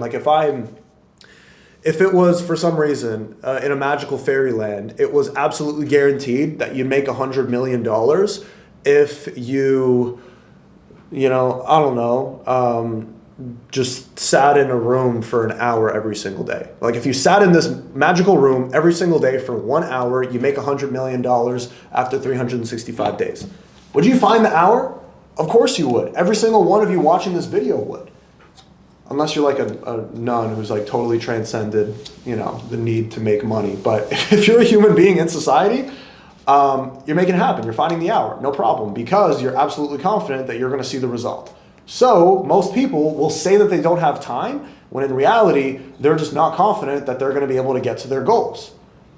Because of what? Maybe they're lacking information, right? Maybe there's so much information out there, I don't know what to do and what not to do. I'm just trying to see, I don't even know where to start, right? Okay, that's valid. If it's a case of maybe they just don't believe in themselves. Maybe like deep down inside, they don't think that they're capable of being successful. It's a lot of people, right? That's going to be hard for them to come out and verbalize, right? So when you're in your challenge-based questions, I don't want to get like too deep here, but when you're in your challenge-based questions, just dig deeper. Search for the real problem. Search for the real challenge. And based on what you're selling, you're going to notice that everybody basically has the exact same problem. And you got to realize that what people say versus what they actually mean are two very different things, right? So if someone comes out and says, oh, well, like nothing's really been holding me back, it's just, haven't really made it a priority, right? In the back of their mind, they just have massive trust problems because they tried this 3 times already and it didn't work, right? So take the extra time when you're in challenge, dig deeper, find the real challenge. If necessary, challenge your prospect to overcome it, right? Challenge your prospect to become self-accountable, because once they reach the point of self-accountability, now we can close them, right? If your prospect, if you notice, and one quick thing before we keep going here, if you notice that your prospect is making excuses, okay, they're blaming things outside of their control as to why they're not where they want to be, we have to bring that is the definition of a victim mentality, right? Is when you blame things outside of your control. I had a bad upbringing. It's not fair. All the fake gurus out there. That's why I'm not successful, is because of the fake gurus, right? Like, if that's someone's mentality, it's a limiting belief, and it's a victim mindset, and it's a mindset that isn't gonna allow them to get to where they want to be, right? Okay, sure, there is a lot of information out there. There's, and it's conflicting, and there's a lot going on, right? But hey, I mean, you mentioned obviously family is the number one thing in the world, right? There's nothing that's more important than that. And you mentioned earlier that's why you're doing this. Has there been anything that's stopping you from, just taking some of the information online and just taking action on it, even if it is a little bit confusing? Right? Like, I'll ask a question like that because I want to get my prospect from a victim mentality to, I guess, I probably could have started something, but it's I'm just holding myself back, right? Once you take control, and this is like a personal thing and it's also a sales thing, is the moment that you take self-accountability, the moment that you say, hey, the reason why I'm not where I want to be is because of myself. When we faced a problem, now we can come to a solution, right? Hey, the reason why I'm not making the commissions that I want is because I'm not doing enough training and I'm slacking on it and I'm not learning enough. Okay, now you have the power to make more money, right? Hey, the reasons I'm not making enough commissions is because the leads are bad. Okay? Have fun being broke with that type of mentality. You may be right, you may be wrong, but one way or another, what's the mentality that is going to serve you and allow you to be more successful, right? Is taking that ownership and saying, hey, I'm the reason why I'm in the situation that I'm in right now, and I'm also the reason why I'm going to be able to get out of it. Okay? Adopt that mentality like to an extreme, right? Adopt extreme self-accountability and then hold your prospects to that same standard. That's what we're doing in challenge-based questions, right? Is we're figuring out, okay, like what has been stopping this person? Why haven't they been able to bridge the gap and get to where they want to be yet? And then if they come up with some, excuses, limiting beliefs, address it right away. Because if you don't address it, you're giving your prospect permission to make excuses and to justify why they're not successful, which is the exact thing that they're going to do at the end of the call when you're pitching them if you don't address it right now. Fun fact, typically people's challenge is going to be a pretty massive hint as to what their objection is going to be at the end of the call. Okay, closers, they will prevent the objection right here in challenge-based questions. Relationship builders, order takers, customer service people will just brush over it and then get to the end of the call and then send out an email to try to solve the problem. Don't be that person. Cool, challenge-based questions. Let's keep going. Next, consequential, very simple. You want to ask your prospect, and you want to understand what are the consequences of not solving this problem, right? Hey, let me ask you, Mr. Prospect, what would happen if you don't figure out a way to automate your emails? How would you, make up for all the lost revenue, right? Or, hey, let me ask you, Mr. Prospect, I mean, what happens if you never figure out a way to find time for this? Let me ask you, Mr. Prospect, like, what happens if you never do something about your situation? Like, what would you do then? Hey, let me ask you, what happens if, you never get into real estate and you never face this fear of taking a risk? Like, 10 years from now, where would you be? Right? Some people ask this question like weird, and like, if you ask it with a weird tone, then yeah, some people are going to be like it's pretty clear that you're trying to pull some salesy shit. If you're like, hey, let me ask you, Mr. Prospect, if you don't make a change, what happens? Even that's not that bad, but like, just be aware of your tone when you ask that question. Be aware of the way that you hit that. Hey, just have your prospect think about what are the consequences of not taking action, right? That's it. And this is usually one question. Hey, let me ask you, Mr. Prospect, what would happen if you don't do something about this? What would your life look like if nothing changes? Right? People are like, shit, well, I'll be in the exact same situation 10 years from now. Hey, is that something that you're okay with? No, not at all. Okay, cool, right? Build a little bit of extra urgency with consequential. Now, show the gap. We are in step number 7, okay? We have just built up the gap, all right? We just understood where our prospect is. We understood where they're trying to get to. We understood why they're not there. Now we're just gonna show our prospect that we're listening and we're understanding, right? This is where you wanna understand your prospect better than they do. Understand their situation, understand their goal and their challenge better than they do. You want to be able to recap your entire conversation in like 2 sentences right here, right? And this is just going to put you in a position where, it just gives you let me show you first, and then I'll kind of explain what it does, right? So from what I'm understanding, Mr. Prospect, is that you've been building e-commerce businesses for the past, it seems like 2-3 years. You've opened up multiple stores, tested multiple different products, but like you haven't been able to get over the hump, right? And it's obviously, like, I can imagine how frustrating it is to spend 3 years trying and seeing 0 results for it, right? So your goal ultimately is you want to be able to open up multiple online businesses that are all bringing in money passively, anywhere between 50 to 100 grand a month in profit. However, it seems like the biggest problem here is that you don't know what you don't know. Like, you're lacking the network, and you're lacking the expertise to actually scale one business, let alone 3 or 4 business like you mentioned. Right? So it seems like getting you in touch with people who know what they're doing, with experts who can evaluate your businesses and tell you exactly what you're messing up on, it seems like that would really help here. Am I understanding correctly? All right, prospect is going to be like, well, 1, you show that you were listening intently this entire time. Okay. 2, it shows that you're actually thinking about their situation, right? Like, you're actually their situation is in your head, and you're thinking through it. You're trying to understand it. You're trying to understand how to get them over their problem and get them to where they want to get to. You're going to position yourself as an expert, right? Because understanding the problem is half the solution. Okay, you showing the gap to them and showing them that you understand their problem, they're going to be like, oh shit, yeah, exactly. That is literally exactly what it is. You just explained my entire life in like 3 sentences.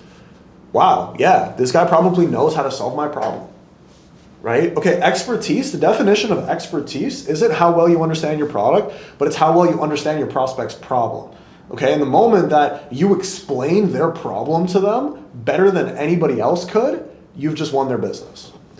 Because all these other high ticket closers out there, okay, they read through a fucking script, They have zero empathy. They're not actually thinking about the person they're speaking to. They're not thinking critically about the problem that they're trying to solve, and they're not able to accomplish any of this, right? But not you. Okay, so show the gap is basically just recap their situation, vision, and challenge, repeat it back to them in your own words to show that you understand and to show that you potentially might be able to help. And obviously they'll add in if you missed anything, right? That's okay. Cool. So now that you've showed the gap, okay, gotcha, cool.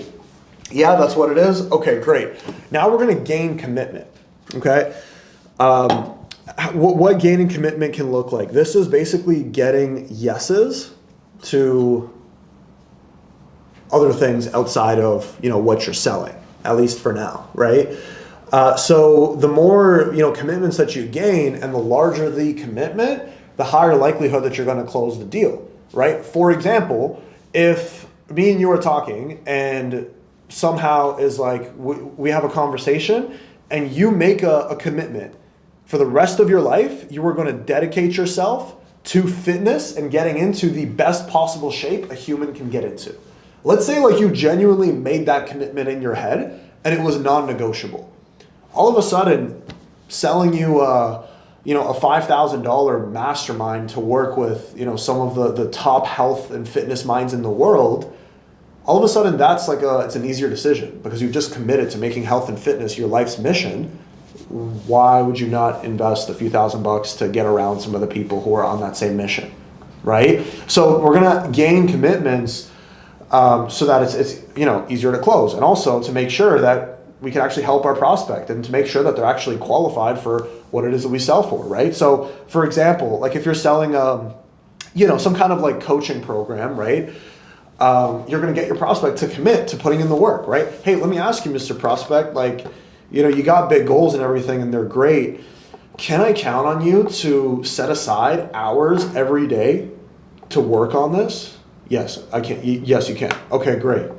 Right. Hey, let me ask you, Mr. Prospect, do you feel like you're at a point in your life where you're ready to make this change? Right. Yes, I am. Okay, great. Hey, Mr. Prospect, I know you mentioned earlier on that you're kind of tight financially, right? And obviously it takes a little bit of money to make some money.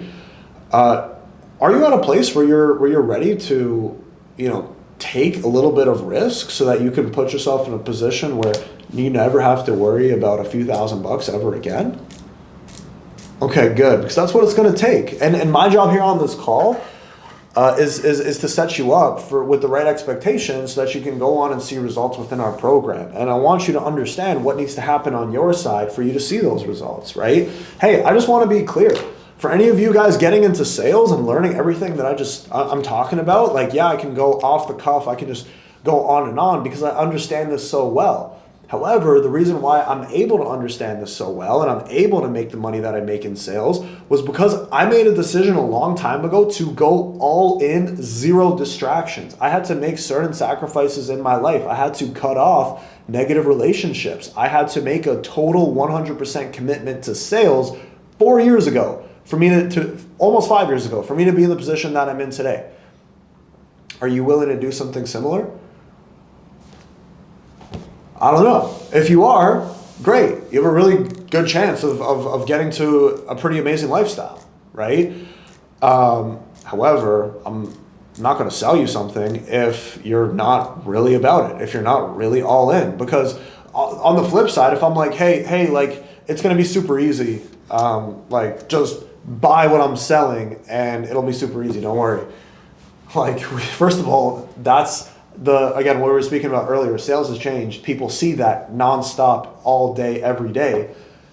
And people just naturally, they don't trust that. They know that that's bullshit. There's a natural give and a take, right? People understand that to get things, you have to give things, right? If you want this amazing dream life, if you want to achieve results you've never achieved before, you have to take actions that you've never taken before.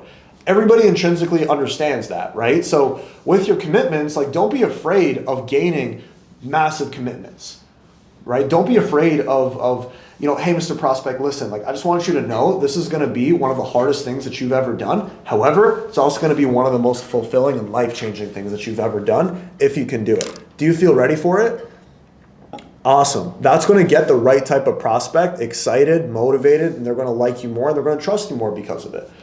Okay, so gain a couple commitments. If you're selling a B2B offer, right? A good one is, I was working with one of our guys the other day. He's selling, it's a lead gen agency. A really good question that I told him to be asking on his calls is, hey, so let me ask you, after we solve this lead generation problem, do you have the sales team in place to actually handle all of the calls that you're going to be getting?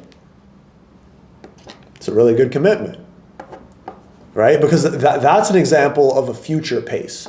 That's an example of pacing our prospect into the future and getting them to think, okay, after I started working with this guy, I'm going to get a shit ton of leads coming in. Do I have the salespeople for it? And I'm just assuming that we're going to see results. I'm assuming because I already know this person's business. I already know they're a good fit. I already know we're going to deliver for them. Hey, let me ask you, because this is pretty important. After we start working with you, do you have the teams and the infrastructure in place to handle 2 to 3x the amount of leads that you're taking right now? Because the last thing I would want would be to, generate a bunch of leads, bring in a bunch of business, and because of that, things start going south, right? Are you ready to take on, XYZ, right? Like you guys get what I'm saying, right? Gain commitments to some of the bigger things, right? Whether that's the work, the sacrifice, the uncomfort, whether that's the business infrastructure, a lot of the times is all like even sometimes when I get like sales vets who reach out and they're trying to get into what I do, I'll be like, hey, let me be real with you, man. I've worked with guys in their 50s and 60s who have 30 years of sales experience, and I'll be honest, a lot of them have egos, and that's one of the biggest things that holds them back. Let me ask you, are you willing to drop your ego to be coachable and open up your mind to a new way of doing things? Because if not, that's totally cool. This just won't work out the way you want it to, right? Like, one, I'm setting my prospect up for success. I'm being ultra transparent, right? And two, I'm increasing my chances of actually closing because I'm building more trust by introducing some of these things, right? So you've gained a bunch of commitments, right? They've told you, hey, I'm committed. I'm going to put in the work. I'm ready to make this massive change. I'm willing to do whatever it takes to see results. Okay, beautiful. Love that. Step number 9, self-solution selling. Hey, from everything we've spoke about so far, Mr. Prospect, it seems that you'd be a pretty solid fit with us. I want to make sure that we'd be a good fit with you. What do you think you would need from like the ideal, perfect support system for you to be able to get to where you want to be? Right? Hey, I know you mentioned that, and here's another way you can ask it. I know you mentioned that you've been taking like a few calls and you're looking for the best agency to take on to work with. Like, what is it exactly that you're looking for that would make you feel 100% confident that you found the agency that will get you the results that you need? Right? What would you need from the perfect solution to get to your goals? Just to keep it simple. Okay, what's easier than selling your prospect is to have them sell themselves, right? Let's figure out, hey, what are they looking for? What is the solution to their problem, right? Figure out what's important to them as well, right? A lot of people don't even ask this, and then they just go into a cookie cutter presentation at the end of the call. No, figure it out, right? Figure out what does this person want? What is important to them? And then what happens too is like you kind of put them into a solution frame of mind as well. Where like in their head, they're thinking, okay, like what would I need? I would need this, I would need that, I would need this. And this would be really important to me. Right? Okay, gotcha. So you said it would be like that hands-on guidance that's important to you. Having a team of people who are actually reputable, who could work with you directly. Anything else that comes to mind? Yeah, well, also I think just in general is like, I'd love to have, and then they add on to it, right?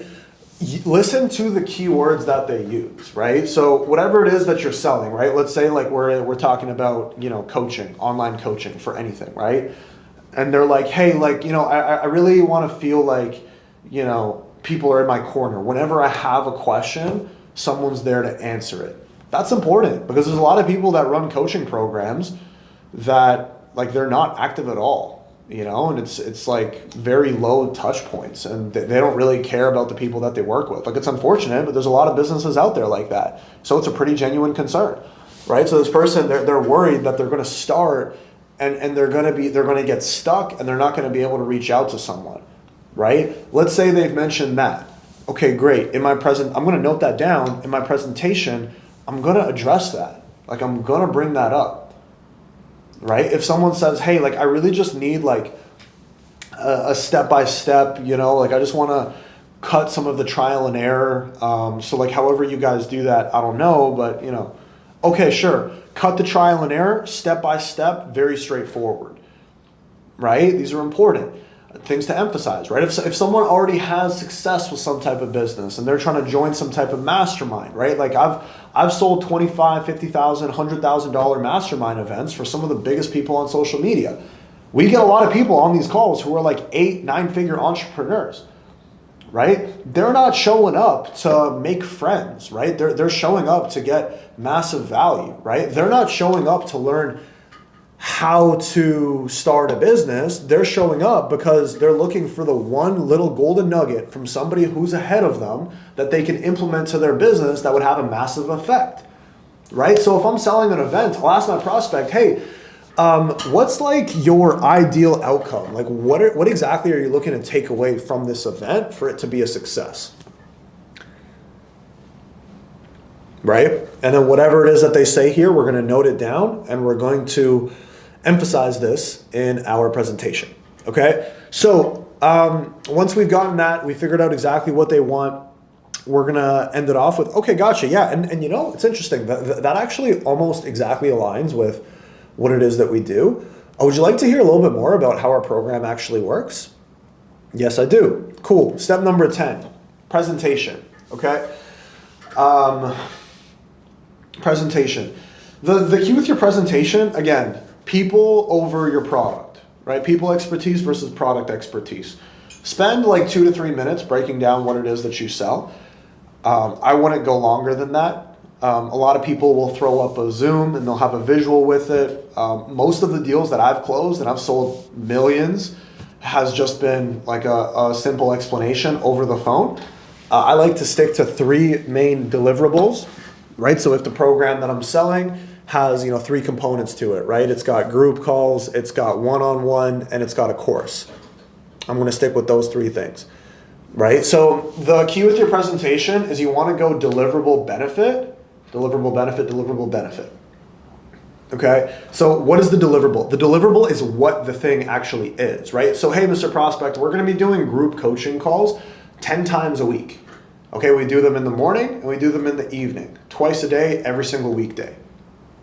Okay, that's the deliverable. That is what it is. The reason why we do these calls is because we want to get people into a really consistent routine, because something like sales, it's, there's a science to it, but there's also an art to it. And I want you thinking about this, and I want you live in situations, practicing, challenging yourself every single day. This is typically what we see breeds the best results, right? I'll say something like that, right? Hey, so when it comes to the one-on-one, once a week, you're going to be scheduling one-on-one training with your coach for us to help you and guide you through the real estate acquisition process, right?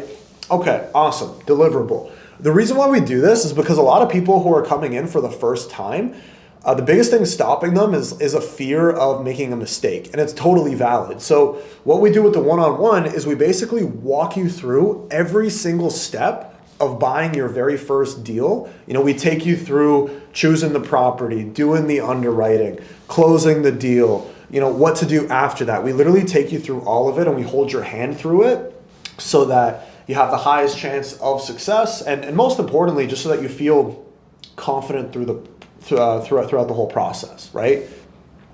Cool, I'm addressing a challenge with my benefit, right? Let's say someone said they lacked the information before, right? Hey, Mr. Prospect, we're going to be giving you access to our entire library of videos and trainings. This is going to take you A through Z, every single thing that you need to know about e-commerce.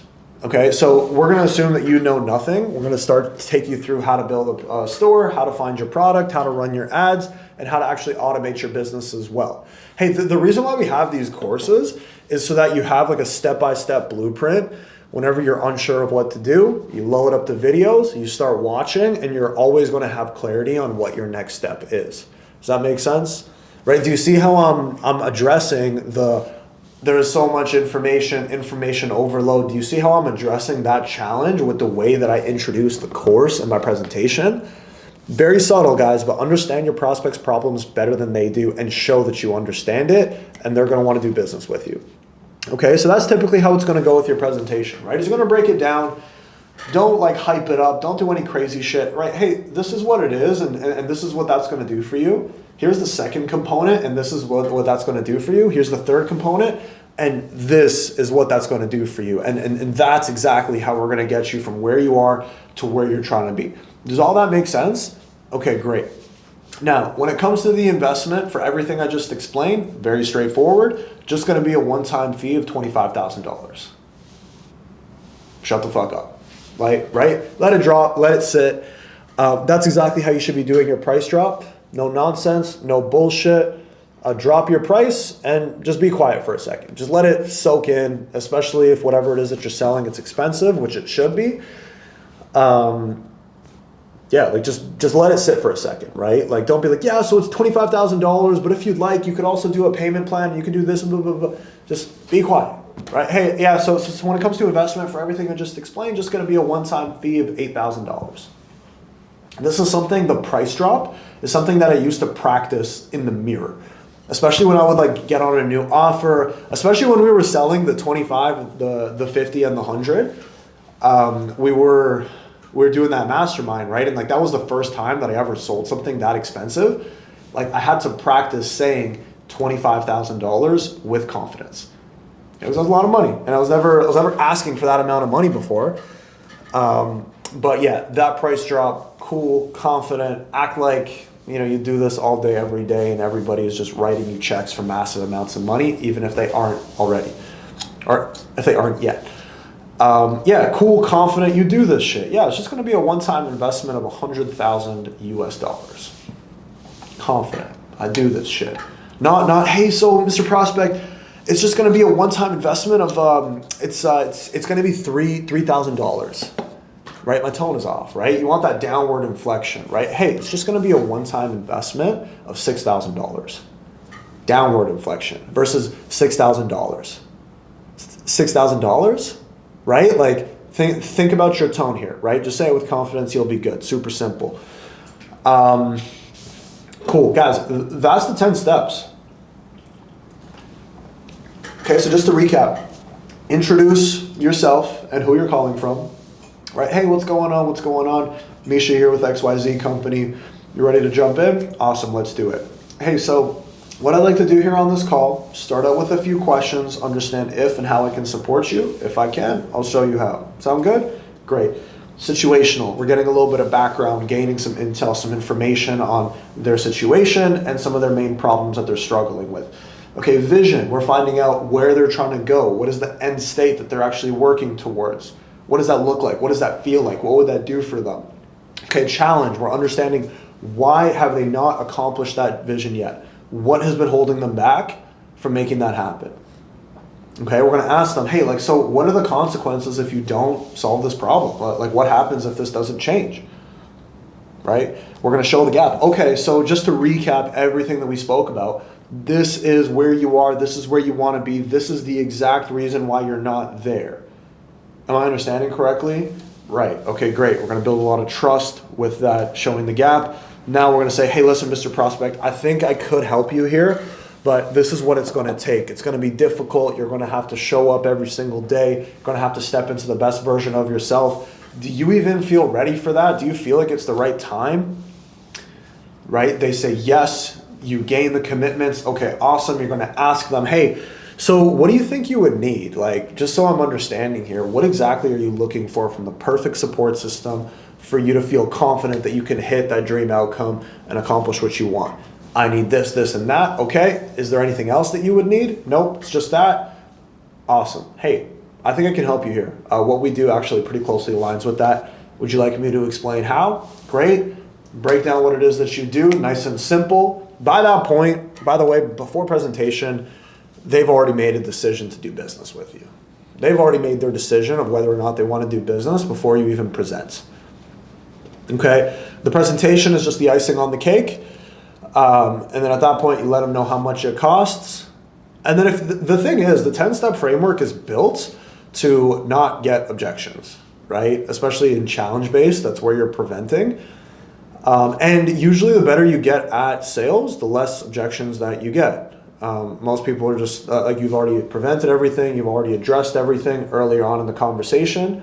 When you get to the end, you're going to get a lot of yeses, right?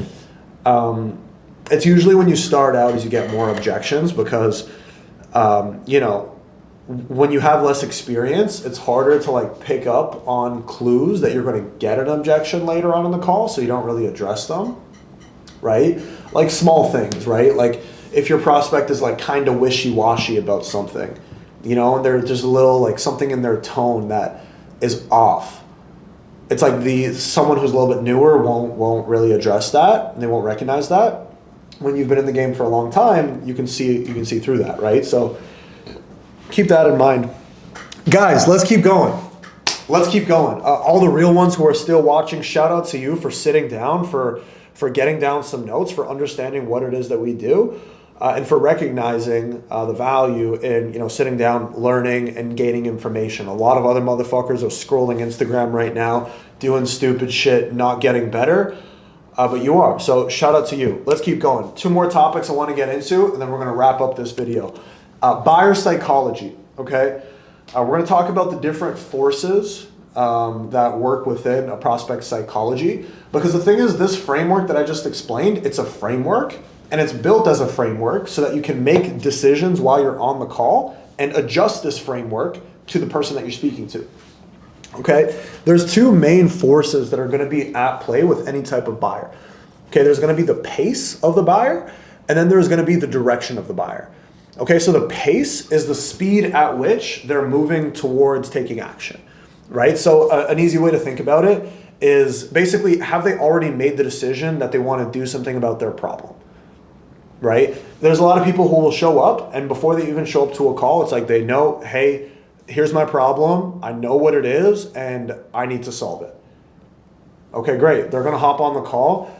They're going to be a lot faster paced. Right? They're here to do business. They're going to give you all the information that you need. You're going to position yourself as an expert. You're going to keep control of the call, and you're going to present them what they're looking for, right? Versus a slow-paced buyer, maybe like they know that they have a problem, but they're skeptical. They're slow. They're unsure. They have a lack of belief somewhere, right? They're going to hop on the call, and you know they're going to be a little bit slower, right? So with a slower paced buyer, we're going to ask a little bit more questions, and we're going to focus on building a better relationship with them. We're going to focus on raising their belief. A really good way to do that is by sharing stories, right? So like if someone's like, you know, you can tell they're kind of on their guard, they're, you know, a little bit sketchy, a little bit weird, you know, maybe you find out that the last time they invested into themselves, it didn't work out the way they wanted to. Right? So it's like now they're hopping on the call. They clearly want to do something about it, but they're a little bit more defensive this time, right? Okay, cool. Right, great. You're not just going to rush through that call. You're going to address that early, right? Hey, you know, and like it's really unfortunate that, you know, there's some people out there who kind of give the industry a bad name and they put a bad taste in your mouth, and you know, it's unfortunate that you went through that, but hey, I bet you learned a couple lessons by, you know, experiencing that failure. What were your biggest takeaways from that? Right? I'm getting level with my prospect. I'm showing them that, hey, like I understand where you're at, right? I'm on your team, right? That's the thing, is like we can be, and on a sales call, like it can be me versus you. We can be on other sides of the table going back and forth. Or it can be like me and you, and we're like over here looking at this problem that's in front, and we're just like talking about it, right? That's where we want to be as salespeople. Whereas we want to be on the same side of the table. Hey, we're on the same team, and we're looking at this problem, like trying to figure out how we're going to solve it. Okay, so with a slow-paced buyer, you definitely want to take on that approach. With a fast-paced buyer, someone who's on the call and they know what they want, they know they need to take action, and they're moving a little bit quicker through the sales process, don't just think that's a lay down, because a lot of people mess those buyers up. Keep control, maintain authority on the call. Like someone might show up and be like, hey, listen, I'm looking to take some action. Can we just jump into what it is that you guys do, how much it costs, and I'll let you know if it makes sense for me. All right, we spoke about that earlier. It's like, okay, yeah, I appreciate the enthusiasm, and I'm really glad that finally someone shows up to a call and they understand what's what, and they understand they need to take action. What I'd like to do, I just want to start out with a few questions just to really make sure that I can help you here. And as long as we can, we'll jump into it, okay? Okay, awesome. Give me some background, right?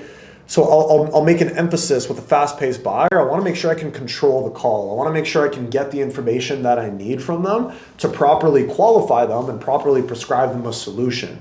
Because if I just let him come in and I just start pitching, I have no control over the sale. I don't like that, right? I want to have control over the sale. I want to have an understanding of my prospect situation, where they're trying to go, what's stopping them. If I don't have that understanding, I can't present them a solution because I don't even know if I can help them. Like it literally doesn't work in my mind, right? So no matter how excited somebody is, I'm going to keep control, but I'm going to be aware that hey, let me make sure that I'm being efficient, right? Like I'm not going to be chit-chatting, telling stories, wasting time, but I'm going to be very efficient with the questions that I ask. And I'm going to position myself as an expert, as an authority. I'm going to maintain control of the call. And then once I have all the information that I need from the fast-paced buyer, I'm going to prescribe them a solution. With the slow-paced buyer, I'm going to understand why they're a little bit slow. Like where is the source of the skepticism, lack of belief, uncertainty? Like where is it? Okay, let's sit down. Let's talk about it. I'm going to understand it. I'm going to have empathy for it. And then because of that, we're going to get on the same page. We're going to build up some trust. And then at that point, I'm going to advise them as an expert. Okay? That's going to be the pace. Okay? Now, there's pace and direction, right? So you could have a slow pace move towards. You can have a slow pace move away. You can have a fast pace move towards, vice versa, right? You guys get the idea. So prospect, let's say they're, slow paced. Now let's move into direction, right? Are they a slow-paced move away or are they a slow-paced move towards? Okay, people make buying decisions for two reasons. Either to move away from pain or to move towards pleasure. Okay, what you're doing as a salesperson, and this is why I say you want to analyze the battlefield, analyze your prospect, right? Put yourself in their shoes. How are they thinking? What is important to them? Right? Like what's more important to you? Like, are you motivated by the fact that you hate worrying about money and there's this cloud that's over your head where you're always stressing about money and the future and you're not sure what to do? Or are you more like, hey, I want to build a legacy. I want to achieve amazing things. I want to, provide for my family, right? It's like, which one is more powerful? Both can exist at the same time, but which one is going to be more powerful? In almost all cases, the pain is going to be more powerful, right? Pain is going to be the most powerful motivator that gets people to move. But understand what it is for your prospect, right? My freaking nose has been itchy this entire time. But let's keep rolling. Understand what it is for your prospect, right? So are they more motivated by solving the pain or are they more motivated by moving towards pleasure? Very early on in the conversation, it should be very clear. The better you get at this and the more repetitions you get, the clearer it's going to get. But it's actually very easy to identify direction and pace with your prospect. You should be able to identify it in the first 2 to 3 minutes of your call, right? And it's going to be how they start out with their situational. So again, right, we start out our call, it's going to be very open-ended, very broad. Hey, give me some background on yourself, what you got going on, and we'll take it from there, right? Usually when it comes to direction, people will bring up what's important to them, right? So they'll say, yeah, I'm working this job and honestly, I can't stand it. Every single day I wake up miserable. I hate doing what I'm doing. I need to change something about this, right? That person is moving away from pain, right? As opposed to the other person, yeah, I'm running a business right now. Things are going pretty good. However, I'd like to add in a new income stream here that's a little bit more passive so that, I can eventually retire.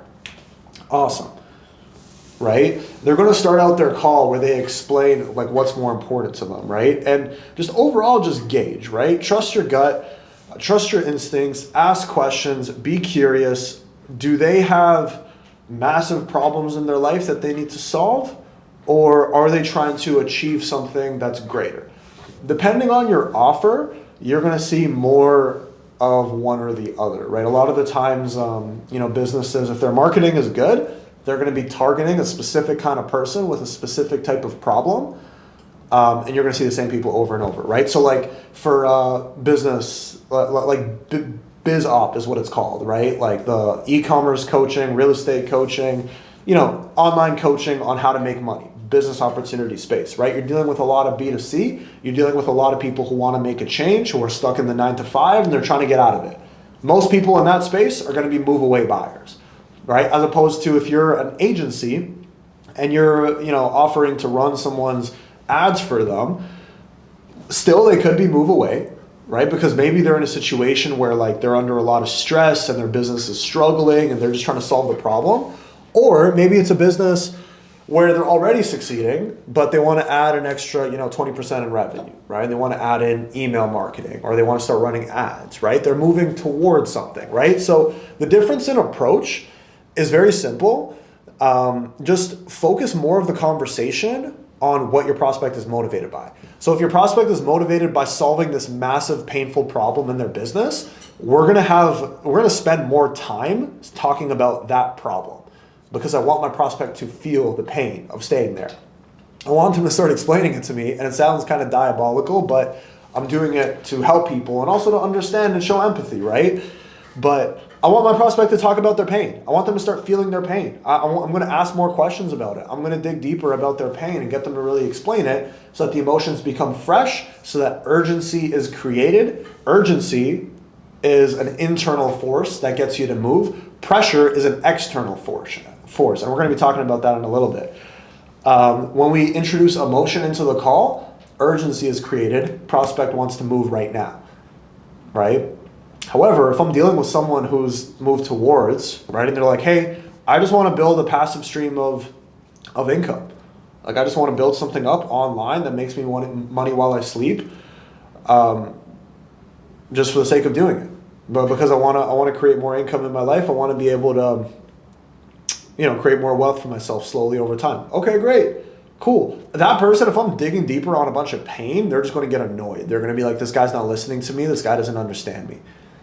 Right? But if I'm like, okay, gotcha. So like, hey, why is it so important for you to bring in money passively? Like, what would that do for you? Bringing in a couple $1,000 a month with this business, right? I'm going to focus on what he's moving towards, right? I'm going to ask more questions about what that looks like, what that feels like, because again, I want to introduce emotion into the call so that urgency is created. Okay? So just be aware of this stuff.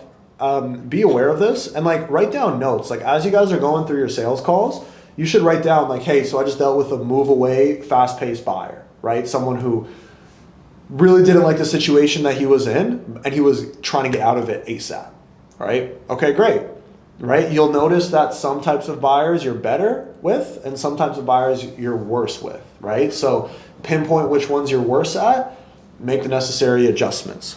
By the way, guys, all of this stuff, I linked our free training down below. It is literally 20 hours of sales training, which has been internal company training material for a long time. Now we just give it away for free. Everybody can win. You guys can use it. We're going to go a lot deeper on all of this stuff down there. You should pick it up after you've done the video. Okay, so that's the buyer psychology, right? Those are going to be some of the big forces: direction and pace, move away, move towards, fast-paced, slow-paced. Now let's get into objection handling. This is what separates the salespeople from the closers. Which one are you? Objection handling is, what makes sales cool, right? Like we all know the clip of like Jordan Belfort handling an objection from all the sales movies. It's cool handling objections. It's very cool when you can see them live as well. When you can see someone go from a no to a yes. It's interesting, it's cool, it's exciting. First of all, what I want you guys to write down, for those of you taking down notes, is adopt a proactive approach rather than a reactive approach. The best way to handle objections is to not get them. All right? Any doubt or fear, you should be able to uncover within the 30-minute conversation you had before the price drop. Therefore, you should be able to handle it before the price drop. The moment thousands of dollars, tens of thousands of dollars are introduced, now there's going to be more tension, right?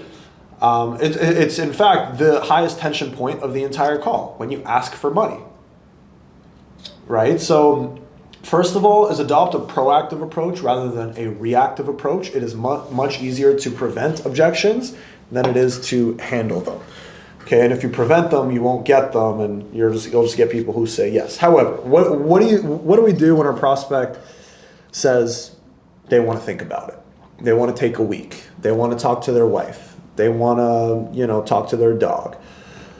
They're scared. They're uncomfortable. They're nervous.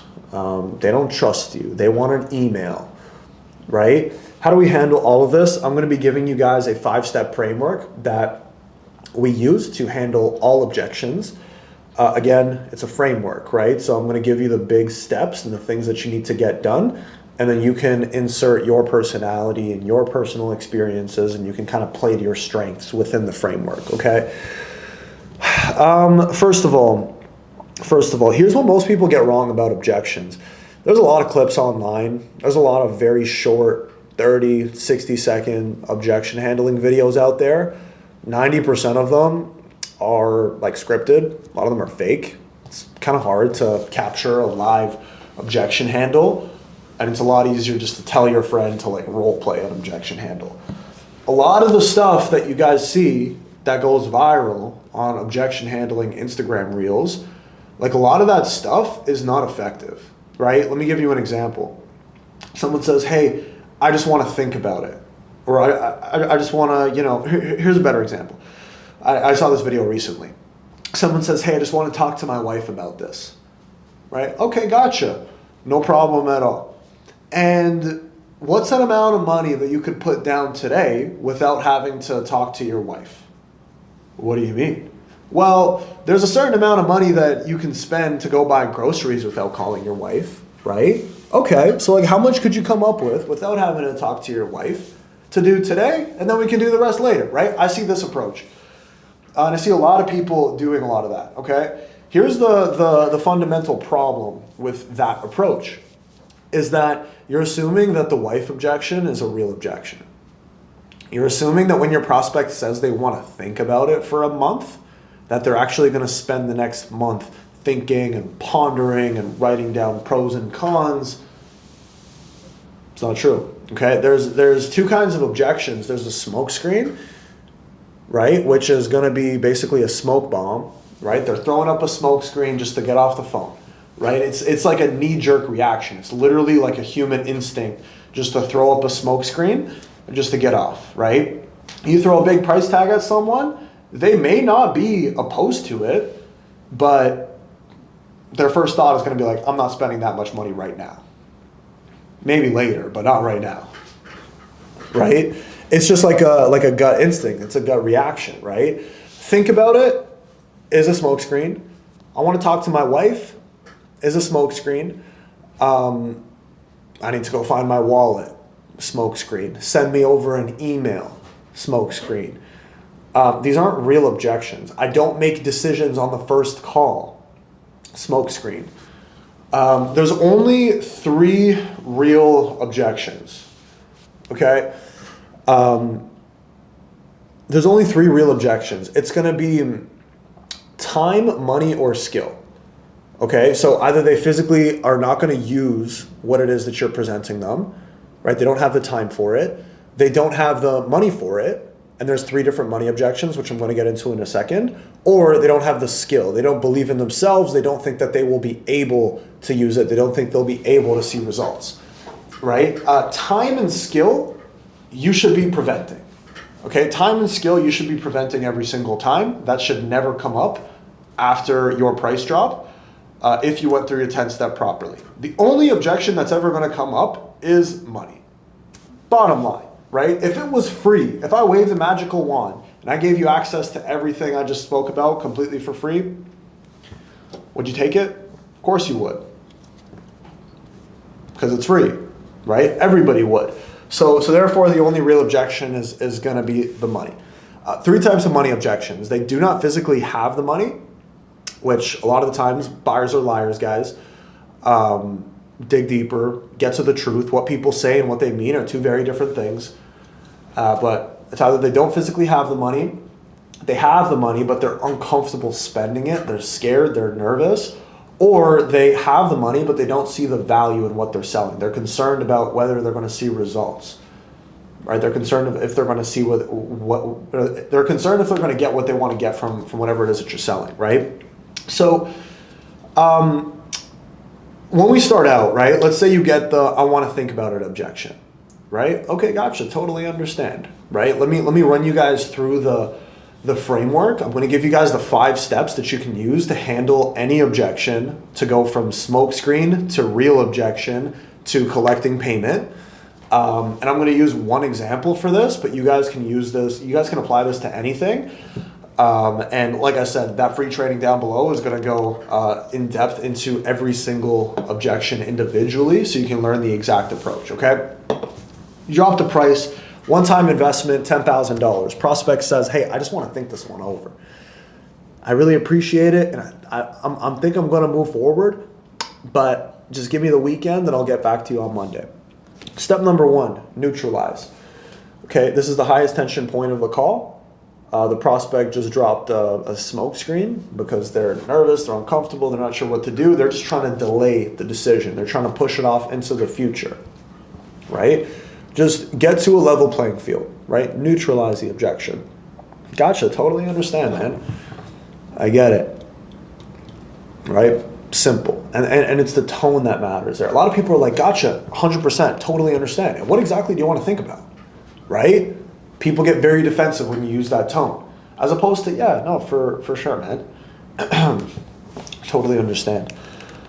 Let me ask you, and then we get into our next thing, right?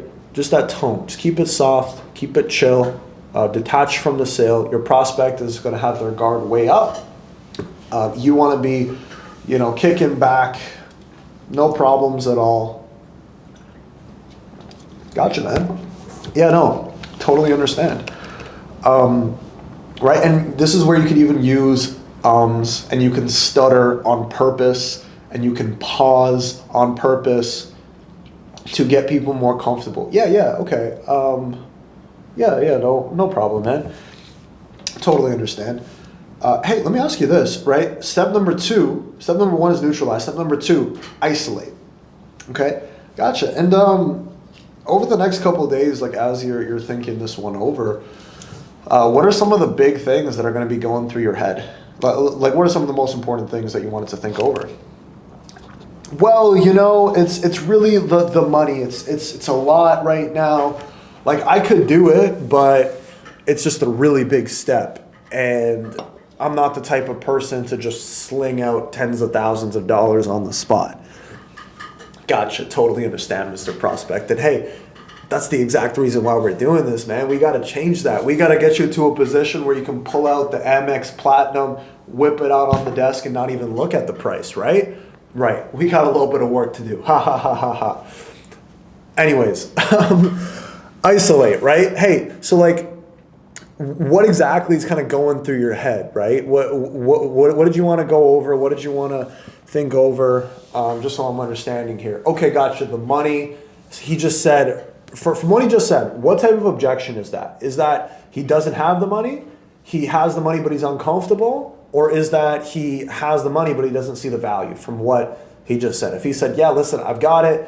I just don't know. It's a lot of money. I'm not the type to just spend that right away. Right? He has the money, but he's uncomfortable spending it. Right? Or at least he hasn't voiced anything else yet. Right? So, okay, gotcha. For sure, man. And hey, that's the reason why we're on this call. We got to get you to a spot where you can sling out $10,000 whenever you need to. Right? Okay, cool. Okay, gotcha. And like, money aside for a second, would there be anything else that's holding you back from moving forward? Right? That's how we isolate the real objection, right? So we go from the smoke screen. Hey, so is there anything in particular you wanted to think over? Yeah, it's the money. Okay, cool. We found the real objection. Isolate the real objection, Right? Okay, gotcha. So aside from the money, would there be anything else holding you back, or it's just that? No, just that. Okay, yeah, cool. For sure, man. Well, let me ask you this, and this is where we get into regaining commitments. Okay, this is where we're reeling our prospect back in. By the way, like notice how there's no quick responses, there's no one-liners that I'm throwing out. All I'm doing right now is just seeking to understand. Okay, that is the biggest key with objection handling. If you guys can come from a place, and again, detachment from the sale, right? What I mentioned earlier on in the call, come from a place of, hey, I just want to understand. I just want to get to the bottom of this.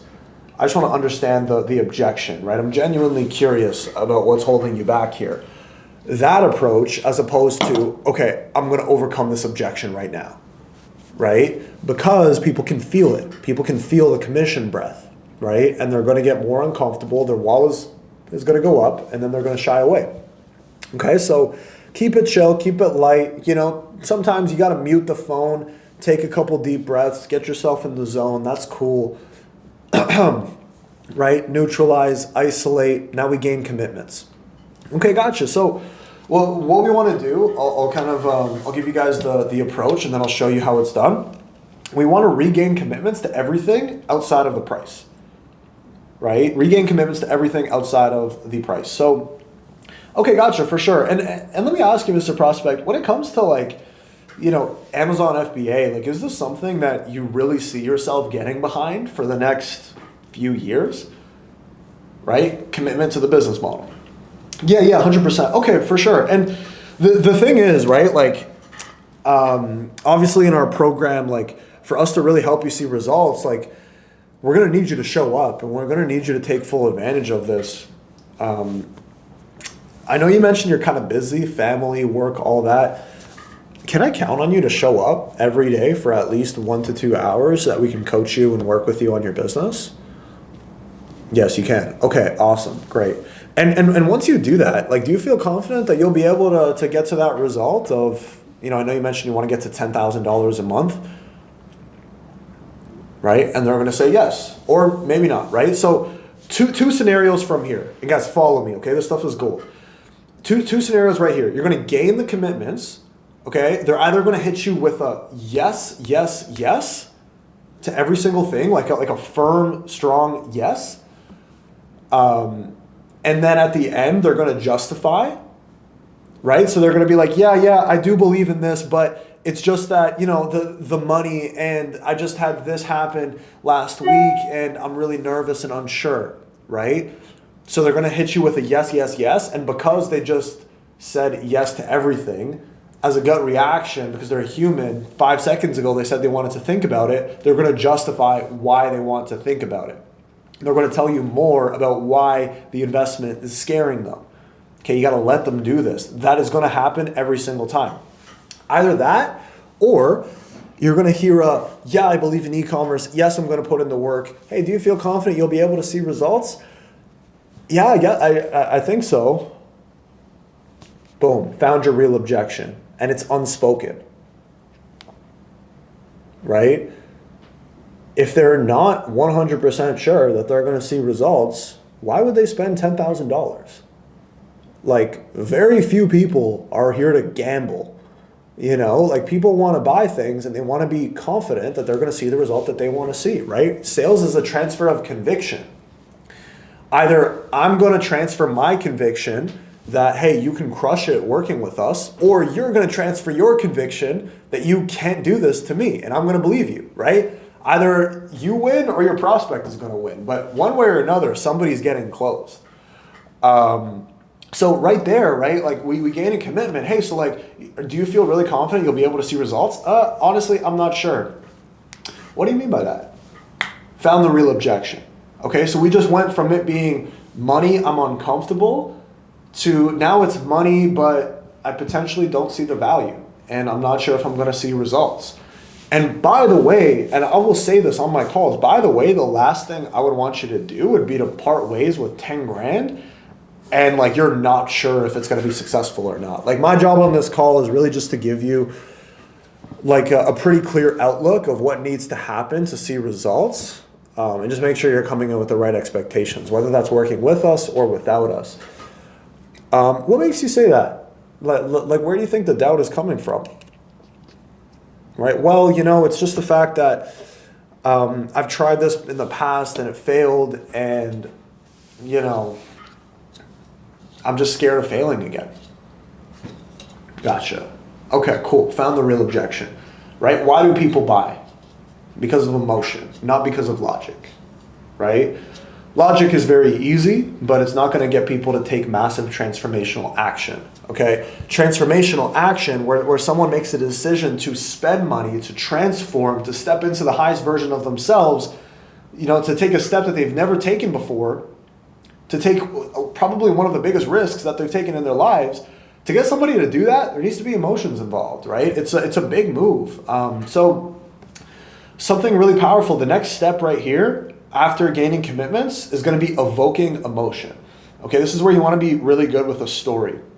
Look into the hero's journey. Okay, look into the hero's journey. Every single hero, every single story, every single movie, also a major part of the way that you are marketed to and sold to is with some variation of a hero's journey. Because facts tell, stories sell. I can tell you that, hey, if you put in the work, you'll see the results, right? But, okay, sure, that's not going to get you ready to move, right? What's going to inspire you to move is when, and stories inspire us, right? Like we see athletes doing amazing things and we get inspired. We see public figures and activists, and we see amazing people take risks, take chances, they do something about their situations, and that gets us excited, that gets us inspired, and we all of us strive to be those kinds of people, right? Stories inspire, stories sell, facts tell. Tell a story. That's how we're going to evoke emotion. Step number 4, gotcha. Hey, totally understand, Mr. Prospect, and yeah, no, I get it. I know what you mean. When you say the fear of failure, especially when we're talking about 10 grand, like, it's a lot of money. It's not something to play around with. When I was first getting into, my business, when I was first getting into sales, true story, by the way, I remember the situation that I was in. It's like I was coming off of multiple failures of businesses. I tried 3 different things. All of them failed. I think I burned through like $10,000 of my savings just trying to make something work. None of it went right. There was a point in my life where like I kind of gave up on the whole entrepreneur thing. And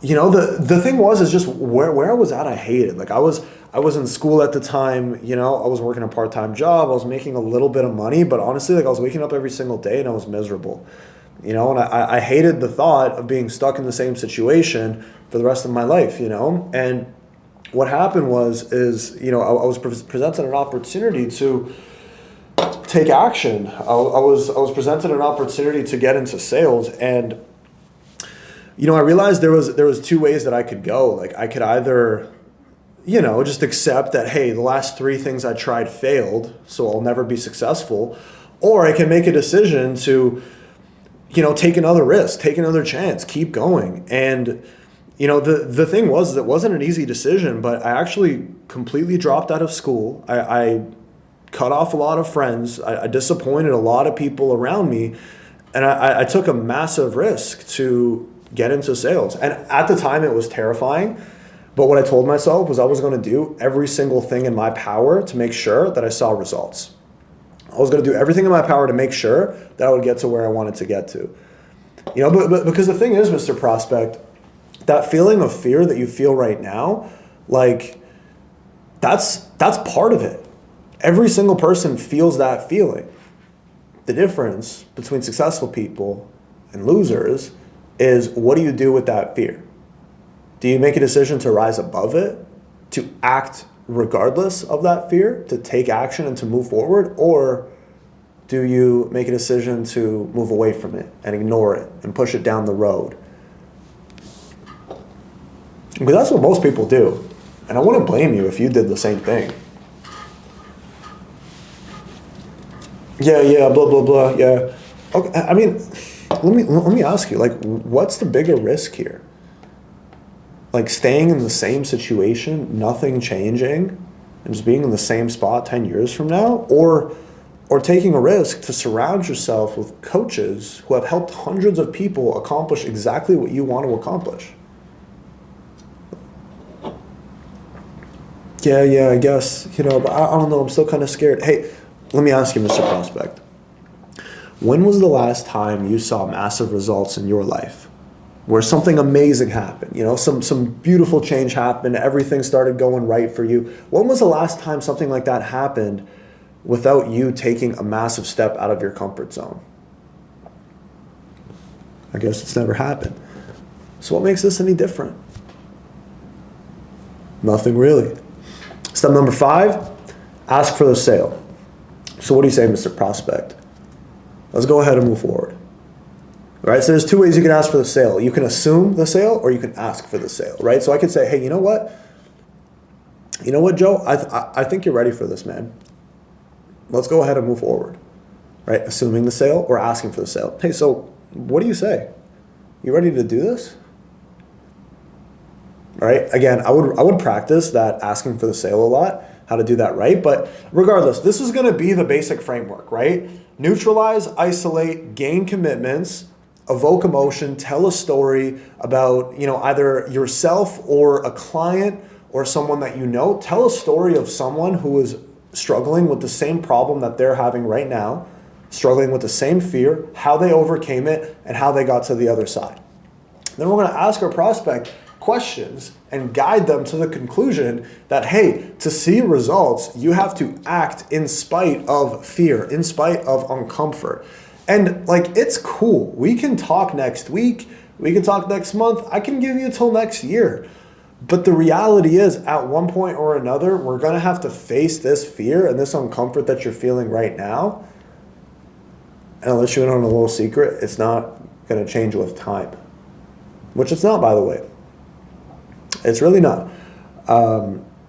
Right? Like a byproduct of being successful and getting to where you want to be is being able to look at an opportunity and to be decisive about it, right? Whether that's a yes or a no. And that's really the goal when you're objection handling, is just to get to a decision, right? And get good at this. Get in a lot of practice and repetition. Right, I think the key is really getting to a level where your prospect can open up to you and tell you what the real objection is. Once you find the real objection, it's a lot easier to solve, right? Because again, once you can face the problem for what it is, now we just have to talk about it, and I can get my prospect over the hump pretty easily. Where you're going to have the biggest challenge is going from smokescreen to real objection. Okay, so like I said, check out the course down below. It's 20 hours. All right, taking you through the 10 steps. You're going to see live calls of actual closed deals from a lot of our top guys in office. There's PDFs, bonuses. I give it away for free. It's in the link. So I would highly recommend that you pick that up, spend some time with that this week. Guys, that's it for this video. I just wanted to hop on. I had a couple hours free here on a Sunday, have the office to myself just to rant and make a bunch of noise without anybody thinking that I'm crazy. Anybody who made it to the end, shout out to you, for real. I really feel like it is, I've been in this game for a long time, and I just love this game. I love the psychology of it. I love every aspect of sales. I love the personal development, the challenge, getting better every single day. I love the fact that I can create the life that I want to live based on the effort that I put in. I was an athlete all my life, and sales is really just a sport at the end of the day. But the difference is you don't need to be 6 foot tall with a 50-inch vertical to do it. Anybody can do it. I started out very little confidence. I was afraid of people. I would get anxiety every single time I would call people, and I've been able to overcome a lot of those personal problems. I've been able to reinvent the person that I am and to step into a really cool version of myself, and we're just getting started. Guys, if you enjoyed this video, let me know down below, for real. If you got value from this, if you like this kind of content, let me know down below so that I know to continue making it. Yeah, guys, drop your biggest takeaway down below. Like, subscribe, comments, pick up that course, and I will see you on the next one. Peace.